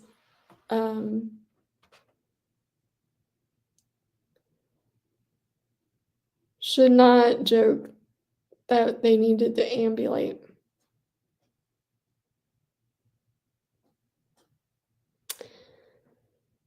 It shouldn't have ever happened.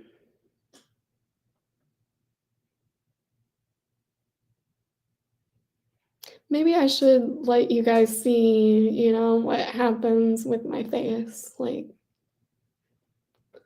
as evidence that, because it's starting to do it.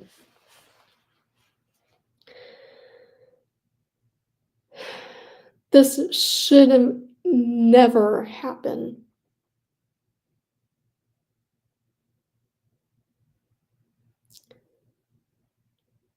I regret it.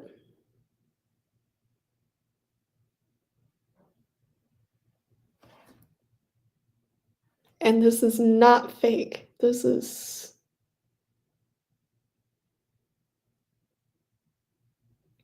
might be psychogenic. This might be all in my head. The trauma of it. It's lifelong now.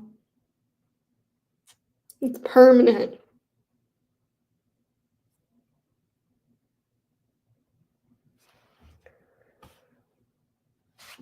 And I hope that I can find somebody out there who's an attorney to help me. Please, if you don't know me, don't. If you want to reach out, see it stop, because I stopped talking about it.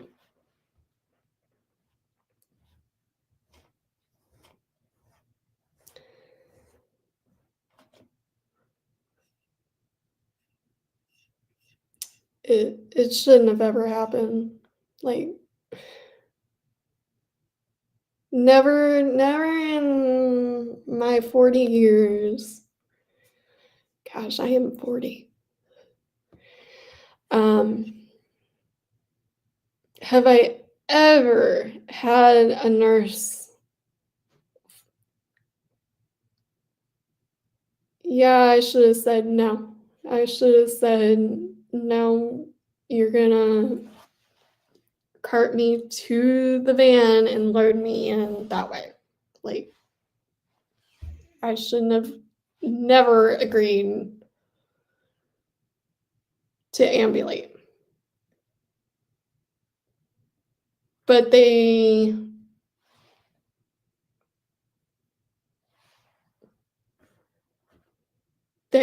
should have, see, there it goes again. And I'm not intentionally doing this.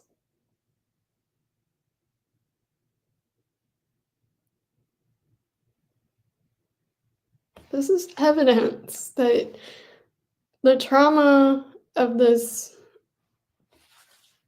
complete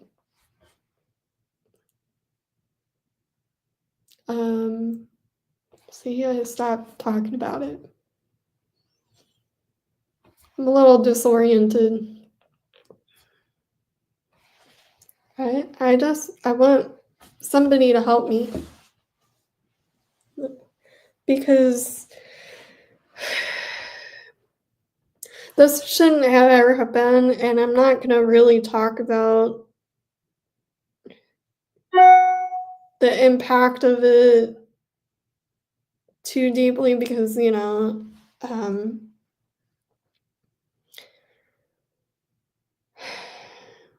because I don't want it,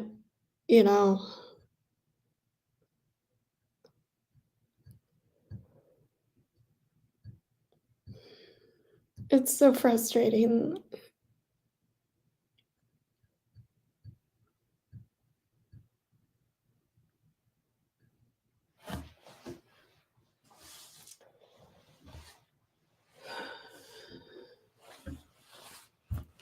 See, I'm a little bit better now that I derailed. And I need to get my hands off my face so then you can see. Those. Okay, we're gonna do it. We're gonna roll. We're gonna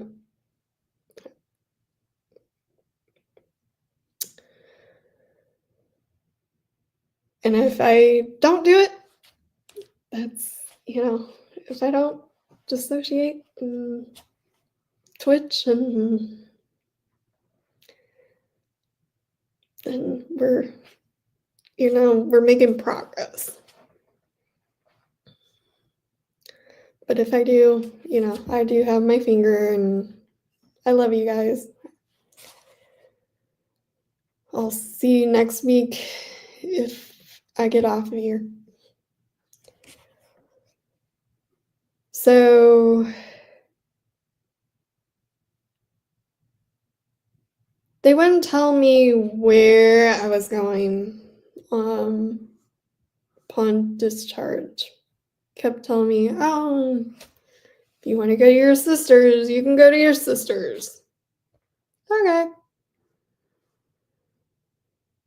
Or that family member.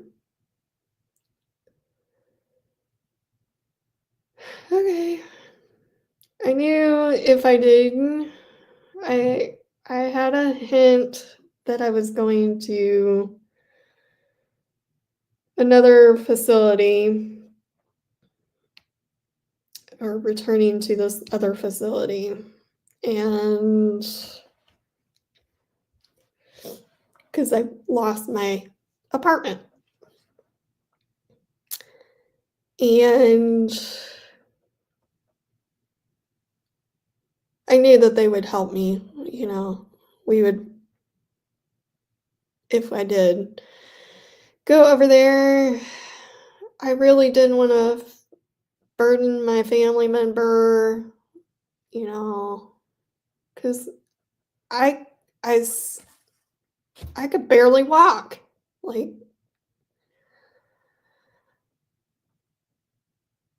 I could barely shower without assistance. I just didn't want to do that to my family member. So,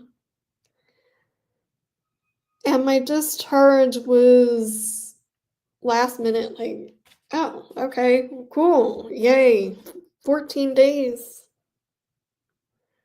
which was, 3 to 4 to 7 more days than actually planned. Yeah. I kind of felt like they were going to keep me longer.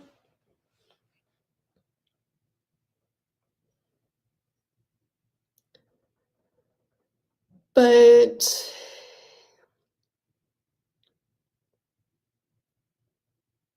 the fact that they wouldn't tell me where I was going,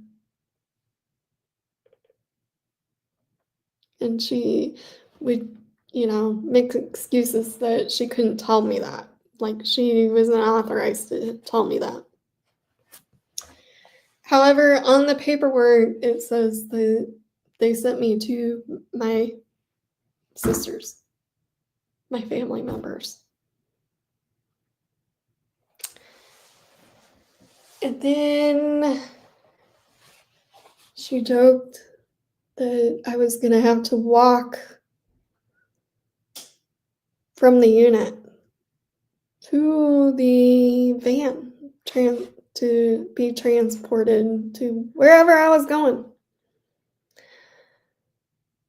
However, backtrack, I literally begged them to offer me a shower. Like, I didn't know where I was going. I hadn't taken a shower for 7 days. I literally begged them to give me a shower. I only had one shower, and that was 7 days prior.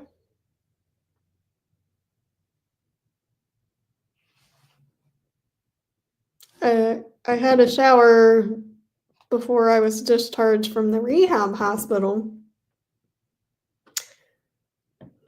7 to 8 days, no shower, because I needed assistance. Luckily, whoever the person was, I think she was a nurse or, a staff member, she's like, how long has it been since you showered?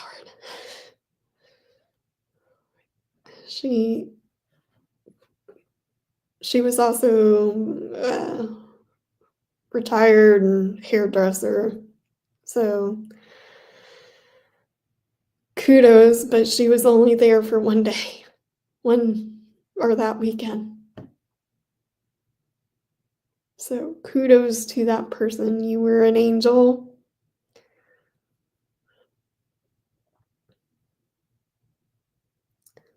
But we're busy.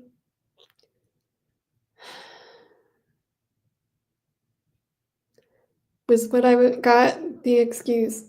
However, there was another angel. Bless her heart. She was had severe schizophrenia, and I should have. I've been around her. She claims that she has COVID, or she, bless her heart. Oh, I learned a lot of her cursing. I forget what her name was, surprisingly, hanging out with her and diverting her, because she was, she would shake so much because she was on so many medications, you could tell, and withdrawal or whatever, I don't know, but she would just kind of leech on to other patients and drive people crazy, but a good crazy. She couldn't help it. But bless her heart. But I should have coffeeed her. Well, I think I have COVID. I've been around her. That's a good way to learn how to shake like her and be like, I need a shower. I don't know. But I felt like, because I was disabled, I was worth nothing. I was treated intentionally.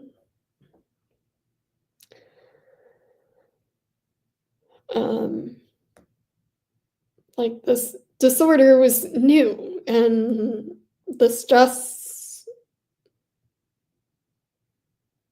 it would have been common sense. I would be like, oh, okay, this stress returning here is causing, her to revert back, causing her paralysis.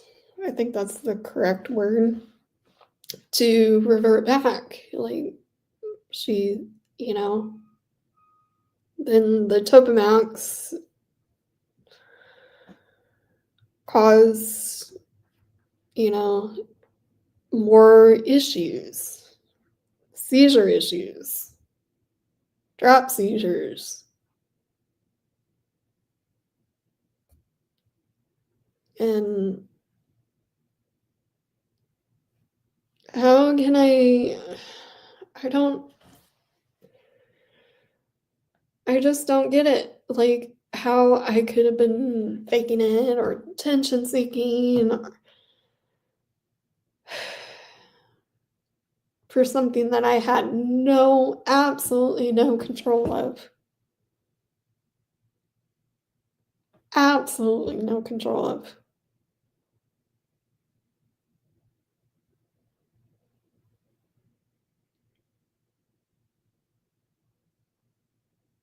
It's common sense.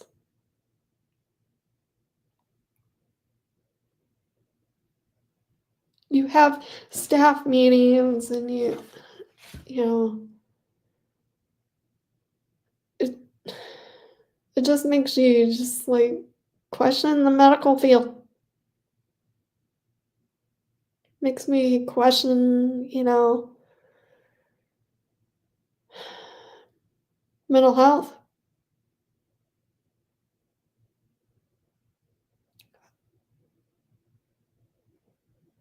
Makes me lose my faith, my trust.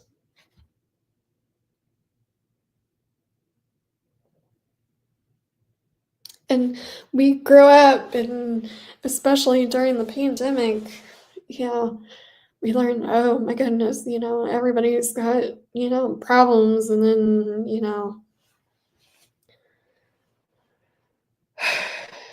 and the pandemic just brought more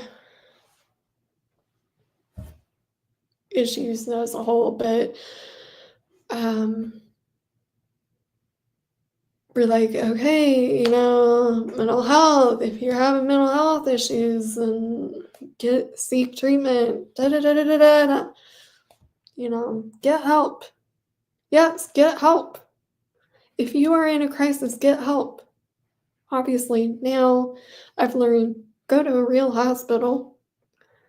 Make sure you have the connections. Make sure you have support. That's the other thing. I got transferred to this rehab other hospital 3 hours away. So family and friends and my support, bless my bestie. Unfortunately, she's the one that passed away.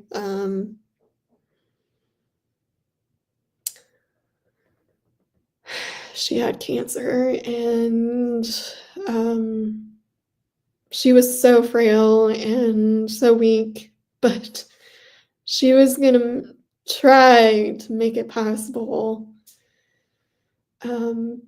But she was very creative, and she's like, I don't think I can make it up there, drive 3 hours, drive 3 hours back.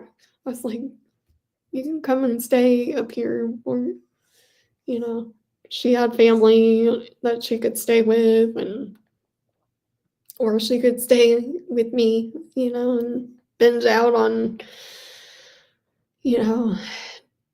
TV shows and, but at the same time, who wants to be hanging out with somebody at the hospital? But bless her heart, she sent a good childhood friend of hers, and they brought me, thankfully, a stuffed monkey. That's the other thing. I have shoulder issues because the hospital refused and made excuses as to why I couldn't have a sling. Now, when you are experiencing paralysis, if you're paralyzed, ask for a sling, because that gravity is going to pull, and that tendon is pretty weak. Sorry, I had to make sure I wasn't running out of time.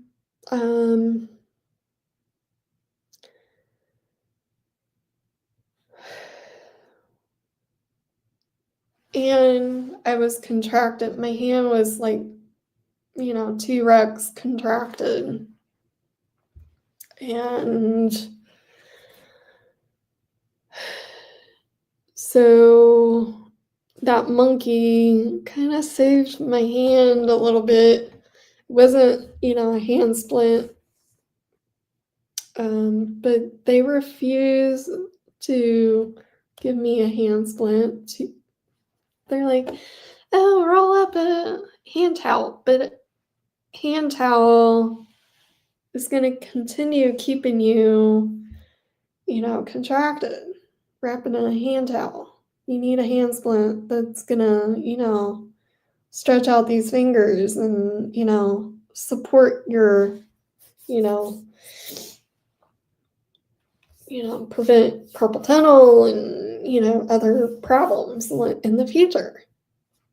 And it goes all, it's going to support all these tendons and muscles and, stuff, and keep your hands, Anyways, that monkey was, it had long arms, so I could wrap it around, and, I used its head. So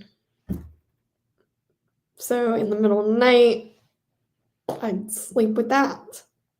And then, bless his heart, he brought me junk food and, just listened to me talk, because while I was on this medication, which I found out that actually one of the medications I'm highly allergic to, and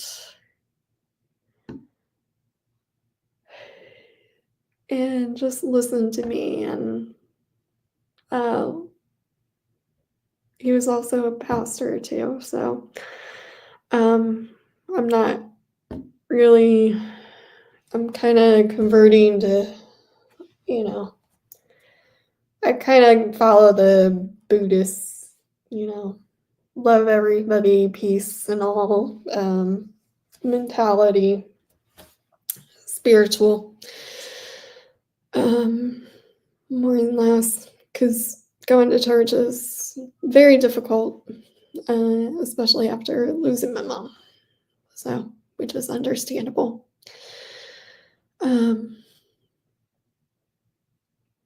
So, all right, we're going to talk about discharge. Try again. Anyways, so to look good for the cameras, security cameras, they decided to wheel me to the entrance at least. The nurse manager and this discharge nurse who, kept joking that I needed to ambulate and at least try, and I was walking good when I was, admitted, and, it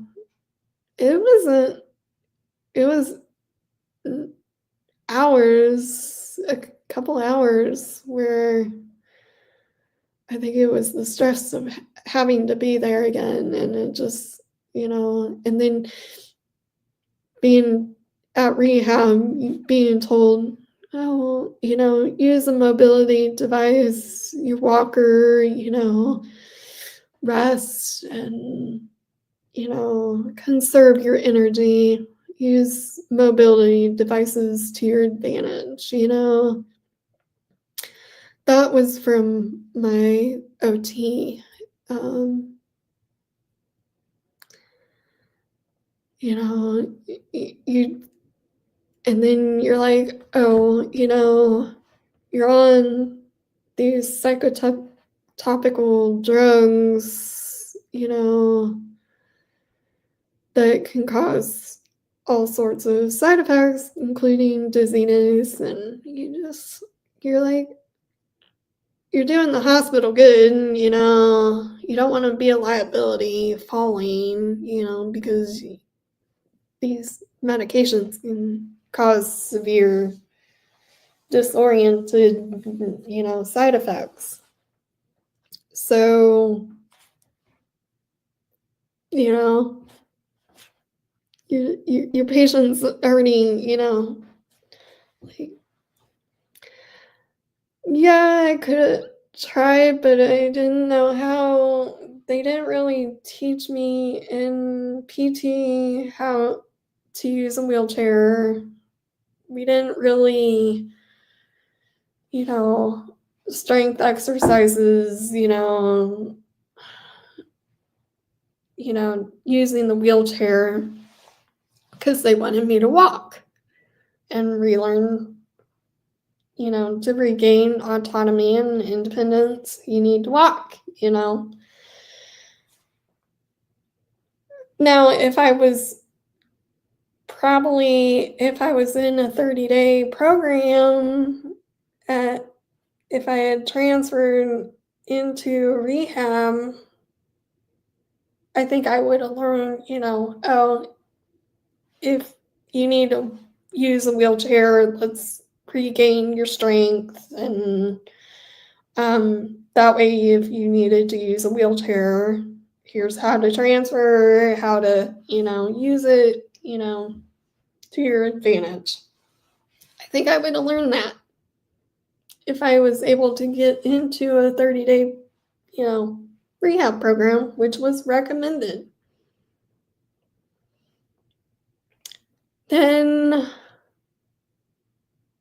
But then, so I lost mobility pretty fast. I think it was because I had to be here, at this mental hospital again, and they failed me, a month prior, caused, me to stroke out.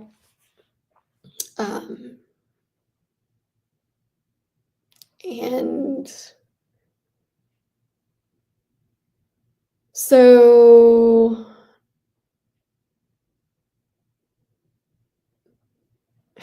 the nurse manager, high heels, stilettos, skirt, I think. I don't remember. She's like, we're going to do this. You need to walk.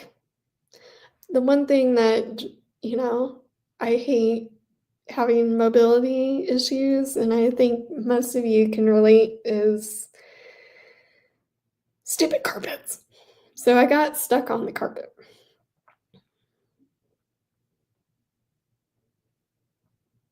See, now I'm not trying to scare you guys, and I'm not going to seize. I think it's just triggering to talk about this because it's not right.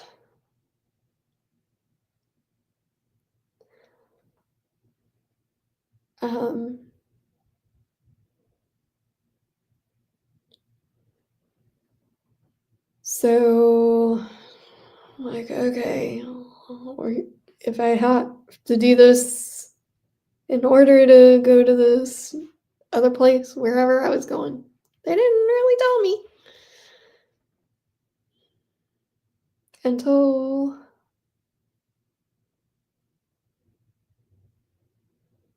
I thought it took me a century to get to the van. I'm huffing, I'm puffing. It took both the nurse manager, the discharge manager, and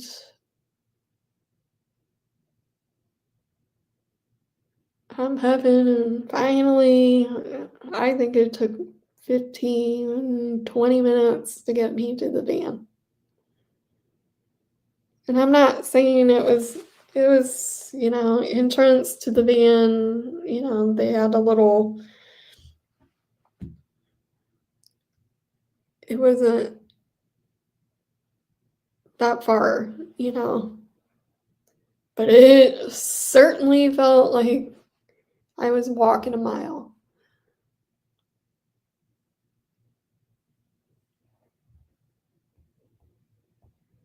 Let me derail just a little bit because I'm feeling it trigger a little bit.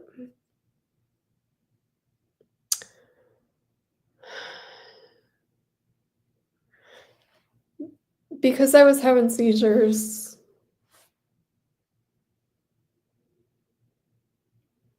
drop attacks, they started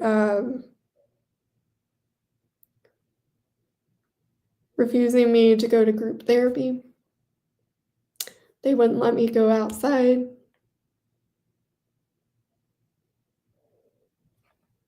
I couldn't go to the cafeteria.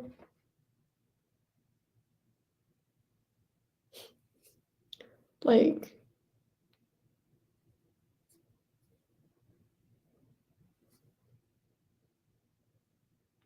and then when they would bring my food back, come and get it. And if you don't, they're going to throw it away. Yeah, that's what I heard. Like telling a dog who's chained up, that's how it made me feel. See, my face is reacting to,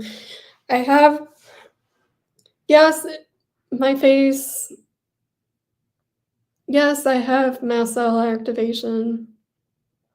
I do think. Yeah, it could be stress related.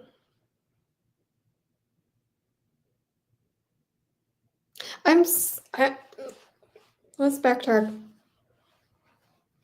Yes, I am very proud of myself that we're not getting the facial. Now we're getting the other reaction. Yeah, it's psychological, but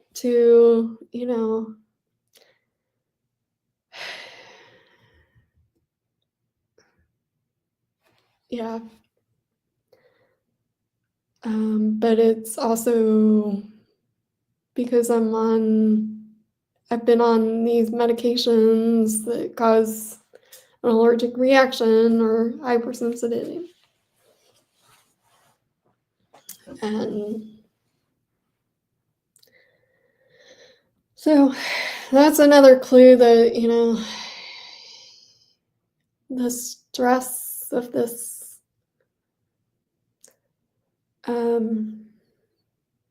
What else am I going to talk about? Okay, let's try again. We're going to do this. Anyways, huffing, puffing. They literally had to take my pants and load me up because it's a van, mobility. Like, they could have saved us a lot of trauma, a lot of stress, a lot of those future permanent bullshit if they just like any other nurse, just wheeled me to the van. And to my knowledge, to my research, this is, and I'm a good human. I don't believe in, ruining somebody else's, life. This has ruined my life quite a bit.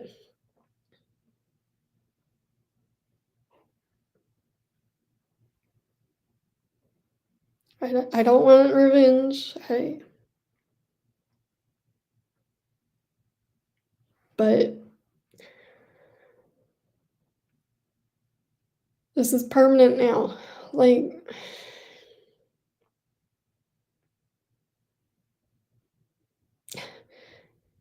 I was reading the report too, the medical report that the doctor recommended trauma therapy, but his suggestion was to do ECT. Well, that's major side effects. Like, if you don't know what that is,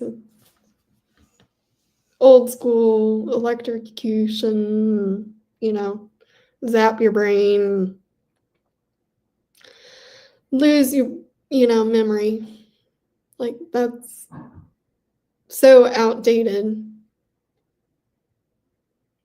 Not that's used, in severe cases. Like,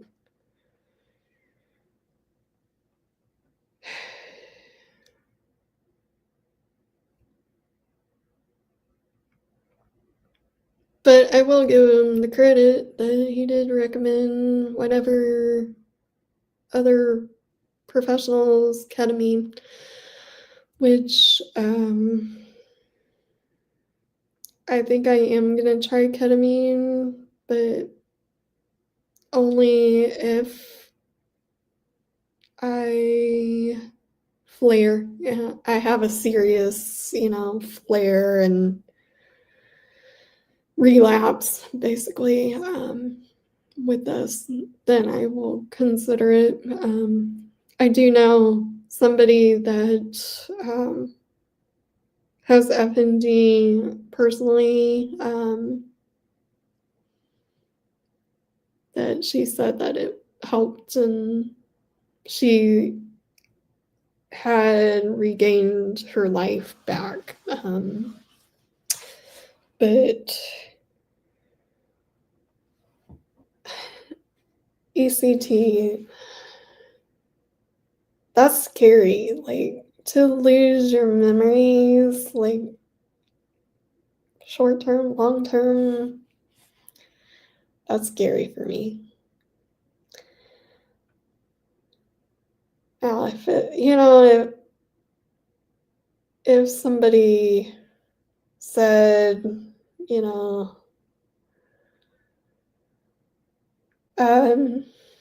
never mind. And then EMDR, I've heard mixed things about that. That if you have complex PTSD, it's not really going to work. But if you're out there and you're watching this, and please leave a comment on your experience with that. And two, I might try the ketamine too, because I have now severe pain. Like,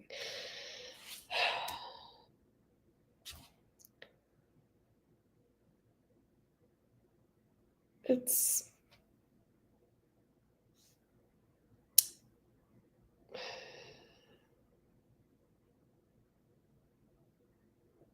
this all shouldn't have ever happened. Like, I wish I could go back and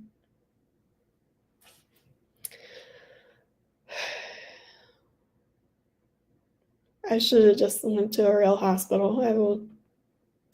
That's the other thing is if you're in a mental health crisis, please seek help. Go to an emergency room first. Yeah, if they have good reviews and, but make sure that it's not something besides mental health. Like, you could be having stroke, you could have a concussion, you could have, a bazillion other things. And these independent, mental health hospitals are not,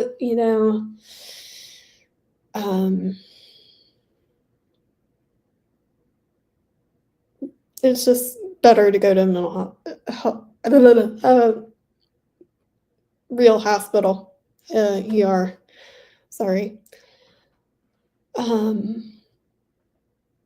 Then, if they recommend going to these independent hospitals, then, get referred there. But,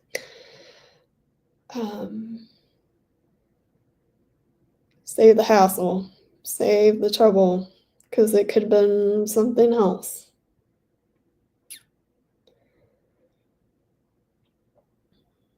Know people. Build a support system. Really know people in the healthcare professional industry, because I've dealt with a lot of shady red tape shit that makes you feel like a number instead of a human. And the healthcare system, it's sad. Like,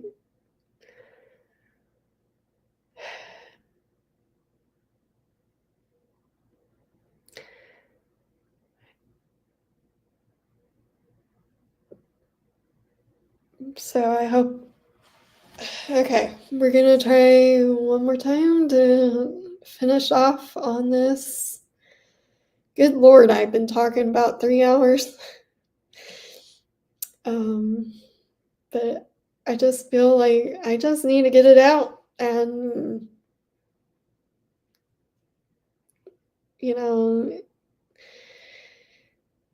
doing YouTube and trying to, I think I was trying to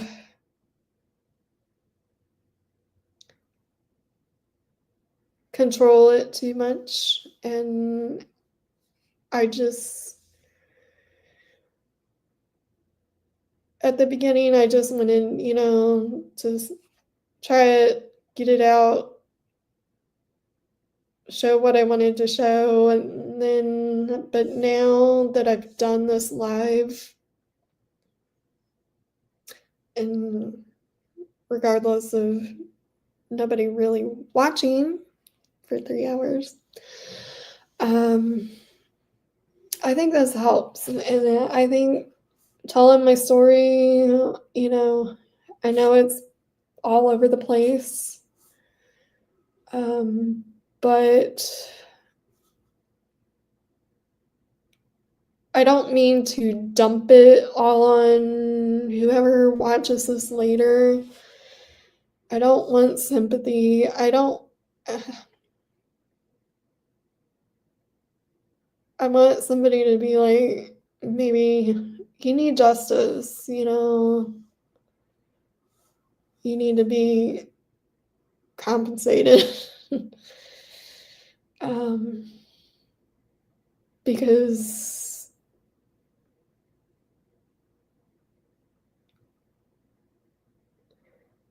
yeah, I'm collecting disability, but they still expect you to try to work. I want to work. I want to,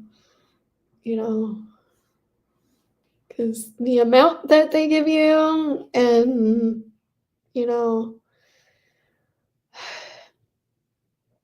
it's two things. They encourage you to work, but you can only reach this to keep your disability. You can only have a certain amount of money. So, like, let's say they give you a certain amount, but you can only, which gives you an idea of what you can handle with your disability. It kind of motivates you to, see if you can work. But then the hard part is with a complex disability like mine, you can't really work too. Like, and then I feel like now that I can't drive anymore, like, I don't want to drive anymore either, too, even if I could, because I'm scared that I might flare at some point. And I don't want to risk, my life, and I definitely don't want to risk somebody else's life. So, and two, it's insane to maintain a car and, gas, might inflate at some point, I do predict.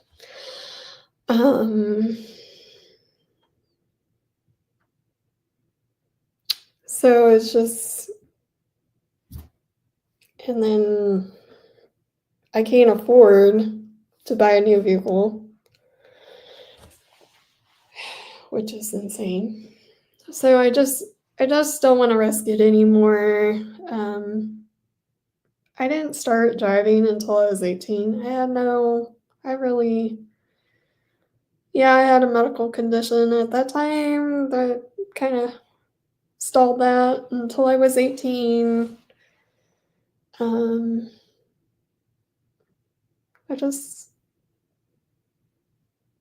Do I love driving? Yes, I love driving. I miss it. I'll miss the aspect, like I told you, there's like a connection thing with my mom, yeah, but spiritual thing. But I'll look for her in other ways, eventually, and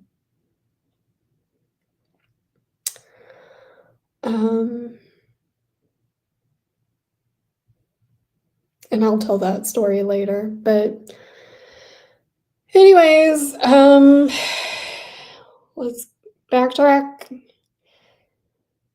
to discharge. They loaded me in the vehicle. I had another episode. I was aware that I was vomiting. They neglected, shut the door, and buckled me in, and I was having this episode, which kind of scared the driver who was going to transport me, and he's like, oh, I'm freaked out. I don't think I can drive her. So they were looking for options.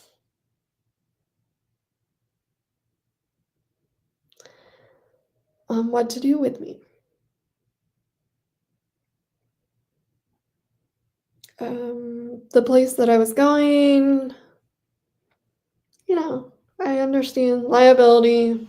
They couldn't really assist me to shower,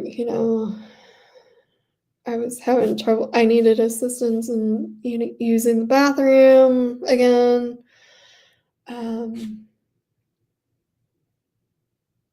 And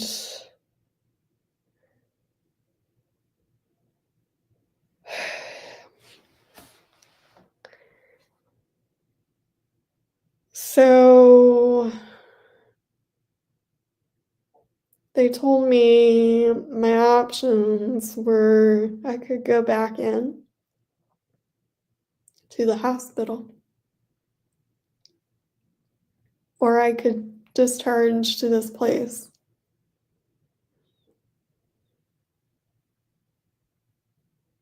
And I kind of knew that I was gonna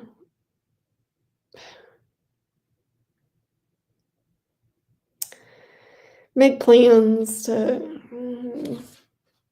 like,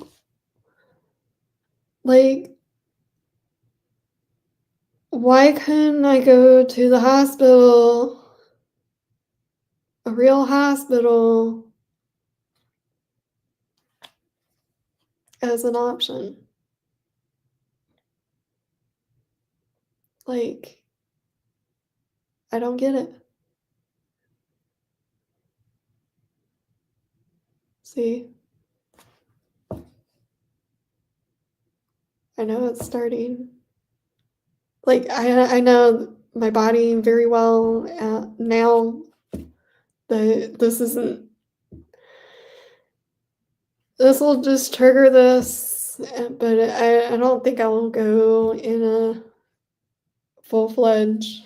See, I'm slurring my speech too.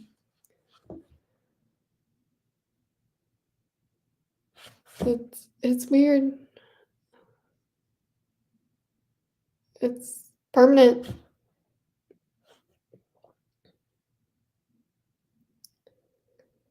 But then let's continue. I knew that they were gonna maybe medically kidnap me at this point. Like, so I chose to discharge and be done with them.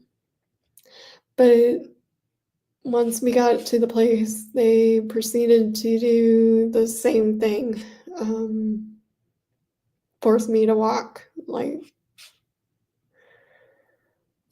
common sense. Like, I know nurses. They would have just wheeled me, compassionately wheel me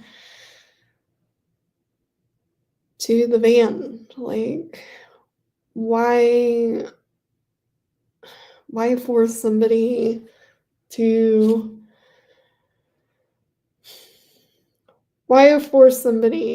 walk? Like, even as a medical massage therapist myself, like, I would never have done that to a patient. Like, you lost your ability, let me go grab you a wheelchair. We're gonna just, yeah, you're gonna have to do the minimum. See, my face is, like, again, that's the other sign that, yeah, I know my thing doesn't involve major serious issues. Yeah, I was hit on by one of the nurses. Yeah, I questioned this in the rehab. Well, before I got transferred to the rehab, I was like this.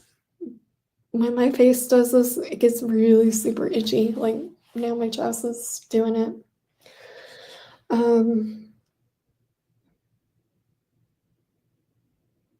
Yeah, I was given this medication that I questioned about. This did not cause these seizures. This was the Topamax that caused that.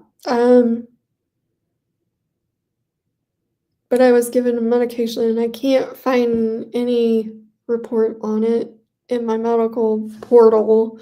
I think I need to ask the hospital for that report, or all my records during that visit. But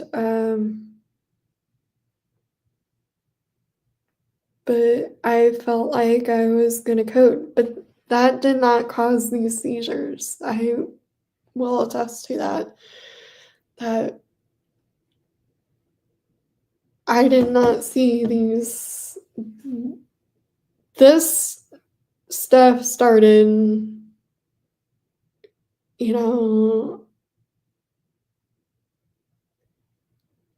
the droopiness, getting paralyzed. That started in August of 27th.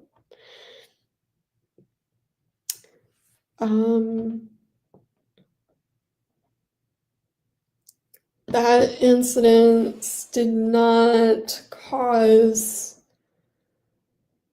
any like drop seizures. It didn't cause me to have any like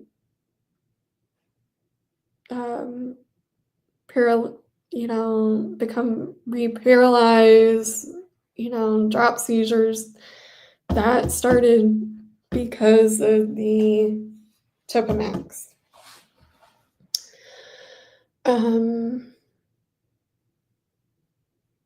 So that made me code. Like I was rolling my eyes back. They would try to flip the lights on. That caused a seizure. That was strange. And what's annoying is, I have these episodes and I'm aware and I'm conscious. So, which, and then it gives me more anxiety when they happen, because the stupid moron that tries to help me or thinks that, seizure protocol is ripping somebody's hair out, splashing ammonia. The sternum massage is what I thought that was just the common thing and the only thing. I guess there's more seizure protocols out there that I don't know about. And I've had, this and I know a lot about, epilepsy, professionally and personally, and, through my support. All right. So,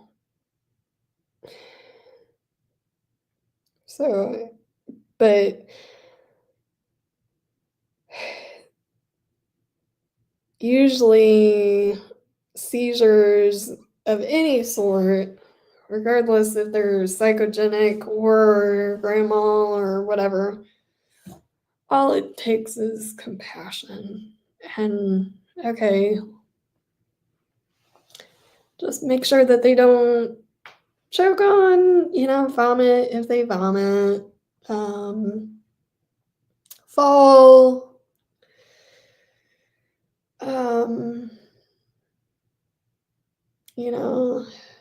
what else?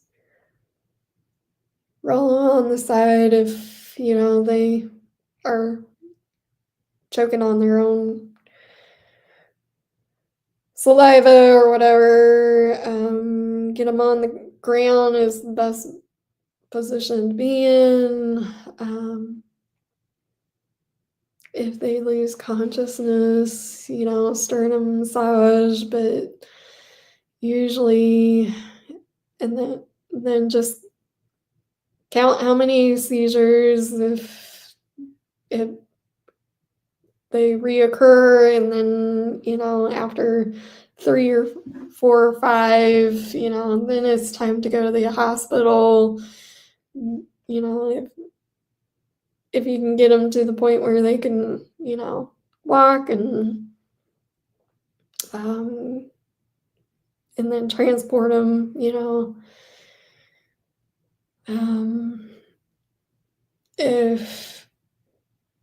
If not, then call the ambulance. But and if their seizure prolongs for too long, you know,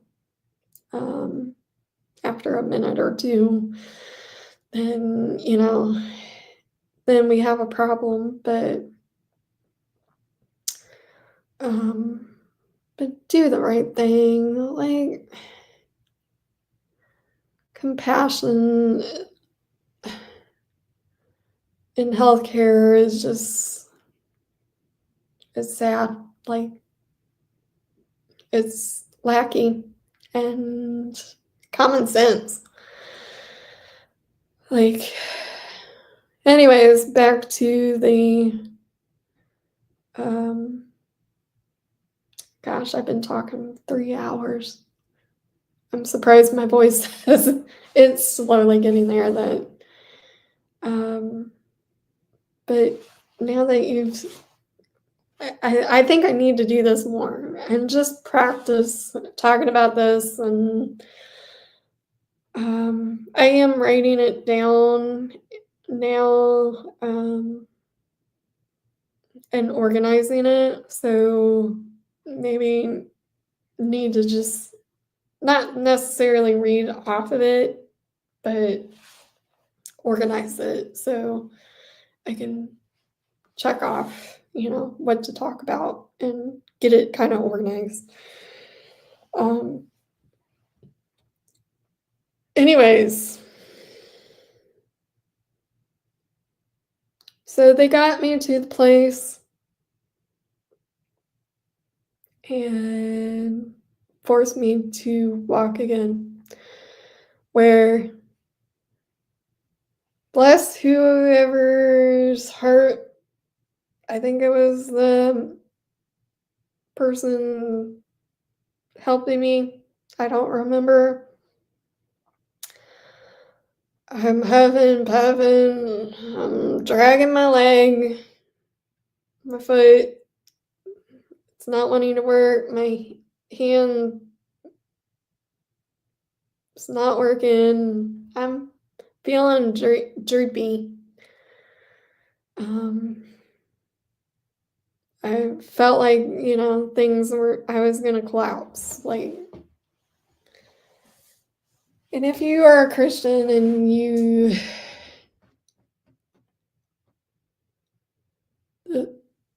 spiritual like that, the best way to describe what I'm going through is I feel like I'm carrying the cross. It's heavy. It's really heavy, and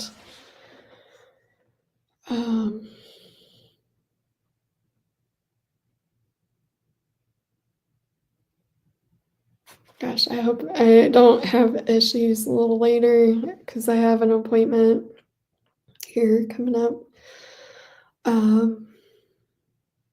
which I have to get ready for. Thank you for listening to me. I did have another seizure once I got into the facility that they dropped me off at. And like I felt like I was choking, and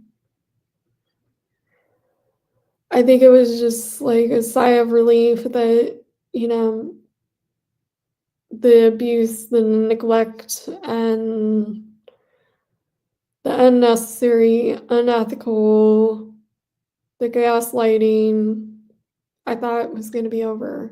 And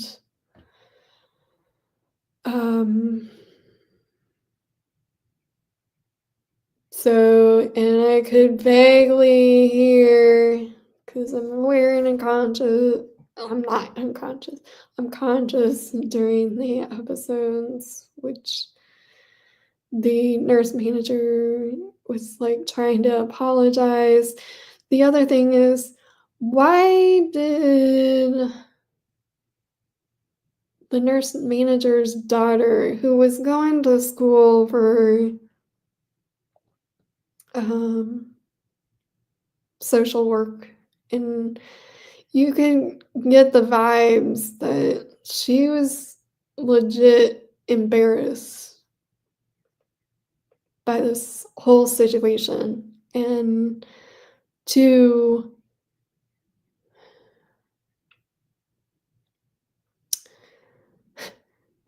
let's backtrack the funny part. So the wheelchair was broken. They're trying to figure out, two nurses are trying to figure out how to collapse this wheelchair. Yeah, it was broken. It wasn't gonna collapse. Then they decided, upon my suggestion, maybe you just need to just put it in the back of the van. Don't collapse it. They couldn't figure out how to. It was like watching somebody, that ball that you put the different shapes, and it helps kids to figure out, shapes and coordination and stuff. They couldn't figure out how to put this stupid wheelchair in. Till I was like, well, the other facility will have a wheelchair just in case, that I can probably use. Don't worry about it, you know. At least that's what I think happened. I'm not sure, because it was so stressful, and I just wanted to get out of Dodge, like get out of there. Um, Not only that, they had a couple patients that were very messed up and picking on people, that, especially me, because they were trying to see what I could handle and thought it was fun. Very psychopathic, behavior. Um, like when this all started, there was, I don't think she should have been there, but she was causing chaos. It didn't really faze me when she initially was slamming all the doors, but I think when that nurse that was initially, um, you know, doing that, and then the girl that was slamming all the doors, causing all that chaos, and then she was like causing problems. She thought it didn't matter who it was. I think she was just psychopathic, and she didn't belong there. She was, I think, too young. Yeah, I think she was 18, but she had developmental issues. She didn't understand that she couldn't go out and smoke and have a cigarette, when it was, time to go out for scheduled outdoor time.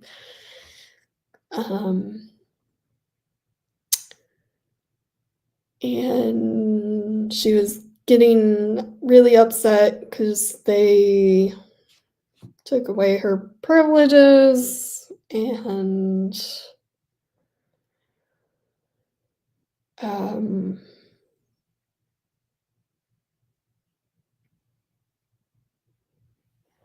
so she was causing a lot of problems, and I think I was in her, like, bird's eye view, and she was just gonna, you know, like, um, annoy me, I guess. Thank goodness I started having a couple friends, at this point. Bless their heart, they, like, tried to get her to stop because they, you know, like, and too, I was starting to have this condition and starting to stroke and too, and then so I think she could see that I was having problems and I don't know, psychotic, stupid behavior. Um, Thought I was a target, I guess, but um, and then, but what gets me most is like I went to the nurse when this whole thing started drooping, numbness. I didn't think much of it over the night. I was biting my tongue, which could have been a seizure because of the medication. And I've been on the medication for like 2 days, since this started. Um, but we made it a plan to come back after getting some fresh air, um, report back in 45 minutes. She gave me some blood pressure medication because my blood pressure was still sky high since 4 days. But I don't think the girl, she was like huffing and puffing, and she's like, move, I couldn't really move. I felt stoned anyways. Um, I couldn't move fast enough, and with um, doors in medical facilities, they're really heavy. Could that have caused this? Um, I honestly think they missed. I had a fall, possible concussion. They looked in my medical records. Fall. Ethical thing to do is refer her out. We think she has maybe a concussion. Let's refer her out. The nurse failed me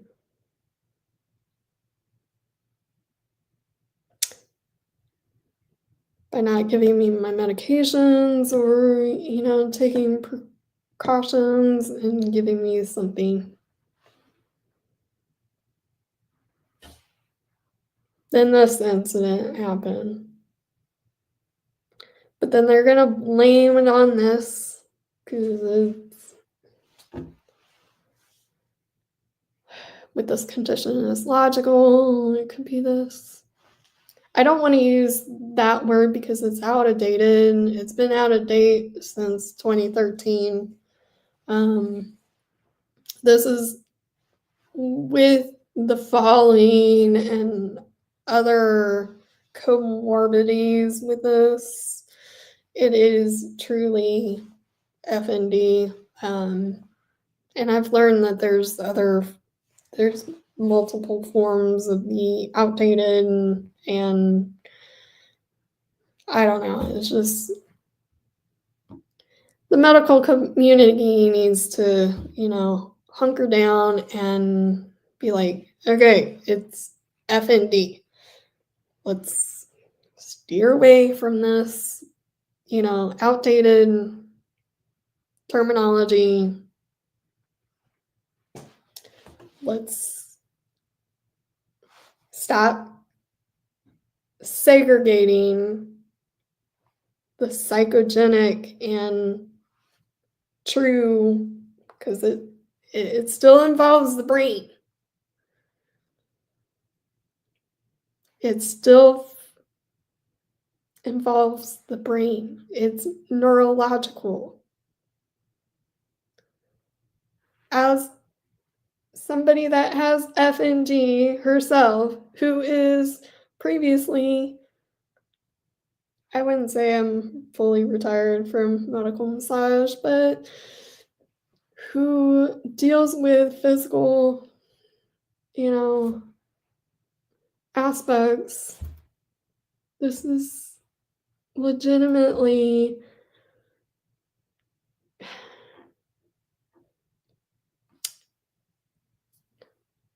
yeah, I think it does involve mental health, but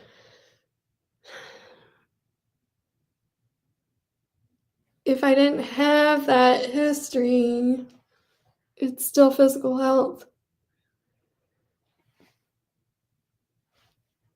It drives me crazy. Let's stop the stigma, people. Let's join together, join forces, quit. It's making me feel like,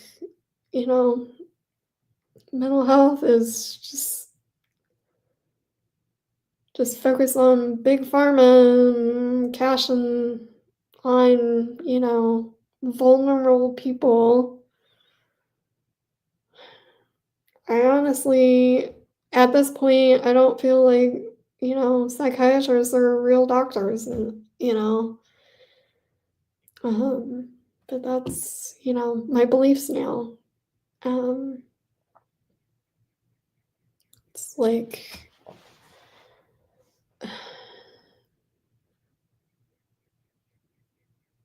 quit ping-ponging people.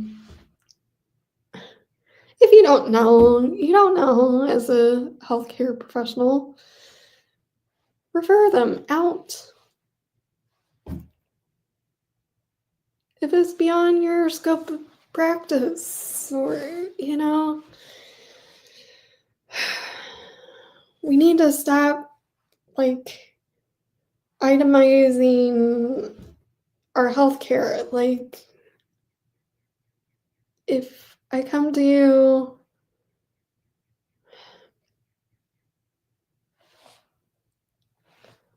with a problem, how are you sleeping? How are you eating? How are you, focus on the whole spectrum. Use the 22 minutes is like the max for 1 unit of quit, like, compacting your care, like, with,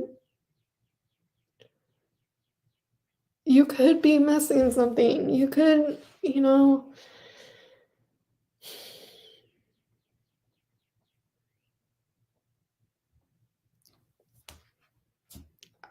I just, I don't know.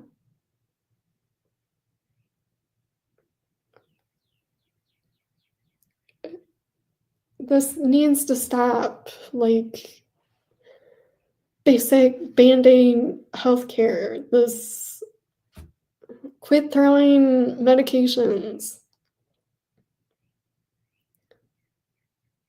Now I'm just reacting because okay. I'll say this is mental. This allergic reaction is mental. Well, I hope you guys had fun. I need to get going. I've been doing this for 3.5 hours. But I think it needed to be dumped somewhere. I think practicing and doing this and dumping it I probably shouldn't, like, practice, like, um, to get it off my chest and dumping it out in the universe, because I don't want it to, I think it'll help to say that I dumped it, no more. Like, let's stop talking about it. Like, because I felt like in mental health, talking to a therapist over and over and over and over, about this thing, it just seemed like it was not helping me. And then I'm like, well, now, I'm decreasing mental health. I need to find some other avenue to just dump it and forget it and be done with it. And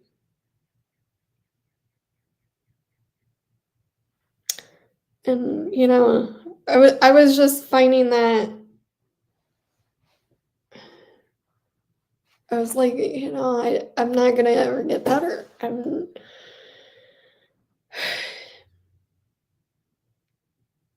Because you only have 60 minutes, 50 minutes with the mental health, and we just kept talking about the same thing.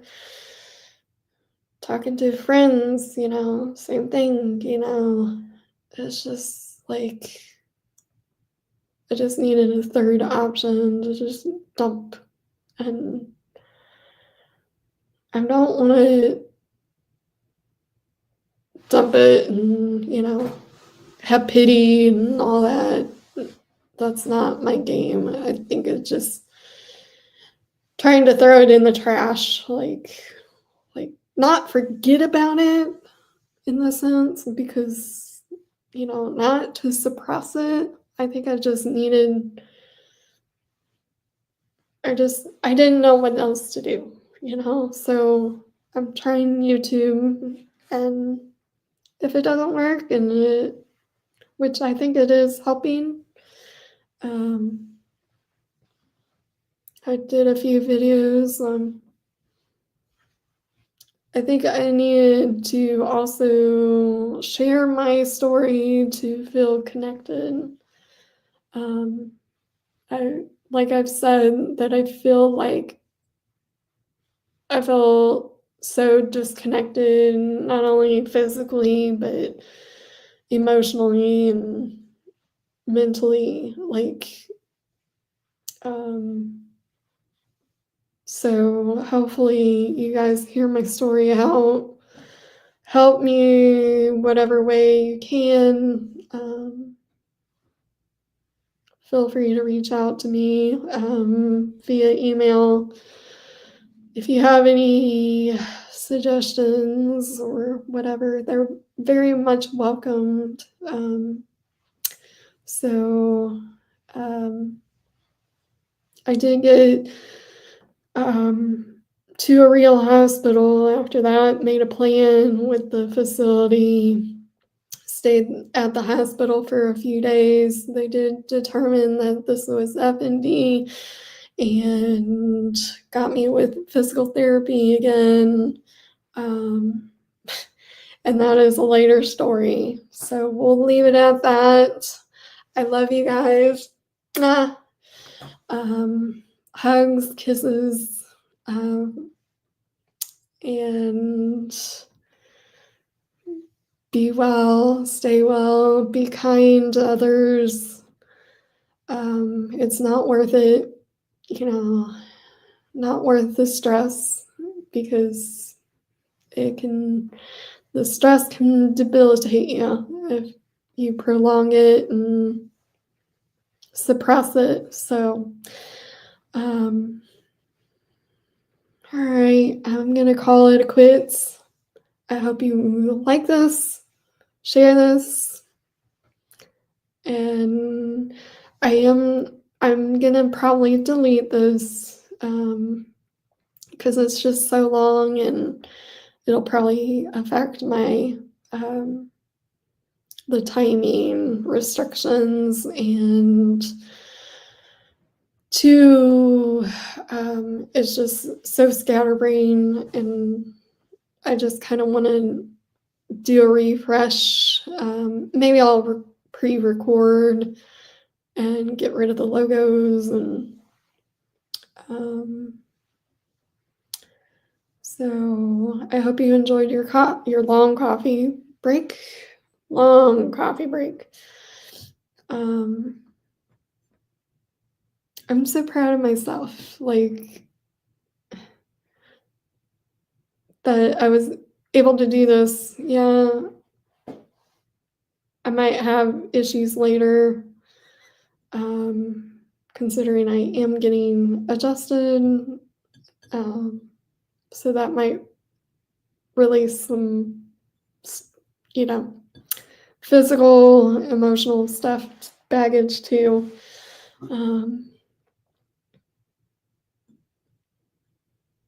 So, and it's not to create more drama in the world. It's just, I just don't know what else to do. And I don't want to suppress it. And I want to help others with this. I'm on a mission to help others. So I'm so scatterbrained. I don't think I'm manic. I think I'm just scatterbrained because I don't have a script to, share this properly. But and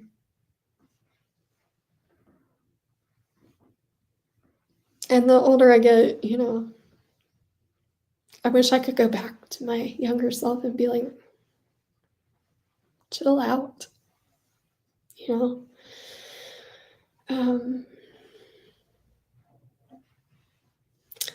Also, my best advice is,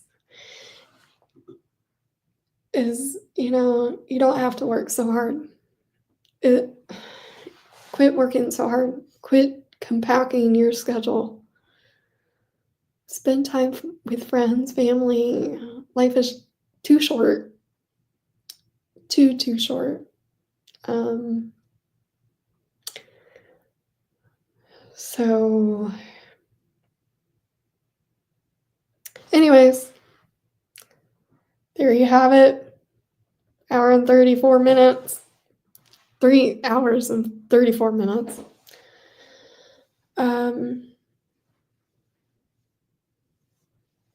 There's quite a bit about me now out there. So, quite winded. All right. Anyways, I'm proud of myself that I had no major episode on live air. That's, if you do want to be a moderator, please contact me, email me.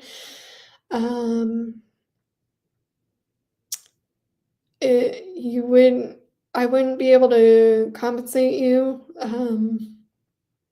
until, I get my 1,000 subscribers and all that with YouTube. So help me out. I will compensate you later. I will take care of you. So if you would like to do it, please volunteer your time. I won't be making you do it for 3 hours though. So, all right. I think that's it. Also, if you are a good singer,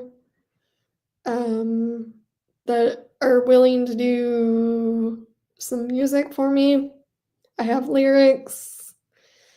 I can only pay in the future fiber money, rates. So if you don't mind doing that, um, so anywho, I'll see you guys. And if you have FND, I'm proud of you for all that you've accomplished. It's hard, it's not easy. As I'm saying that as a healthcare professional and personally. You're going to get through this. We're going to get through it together. So, and be well and take care of yourself. Bye. Officially.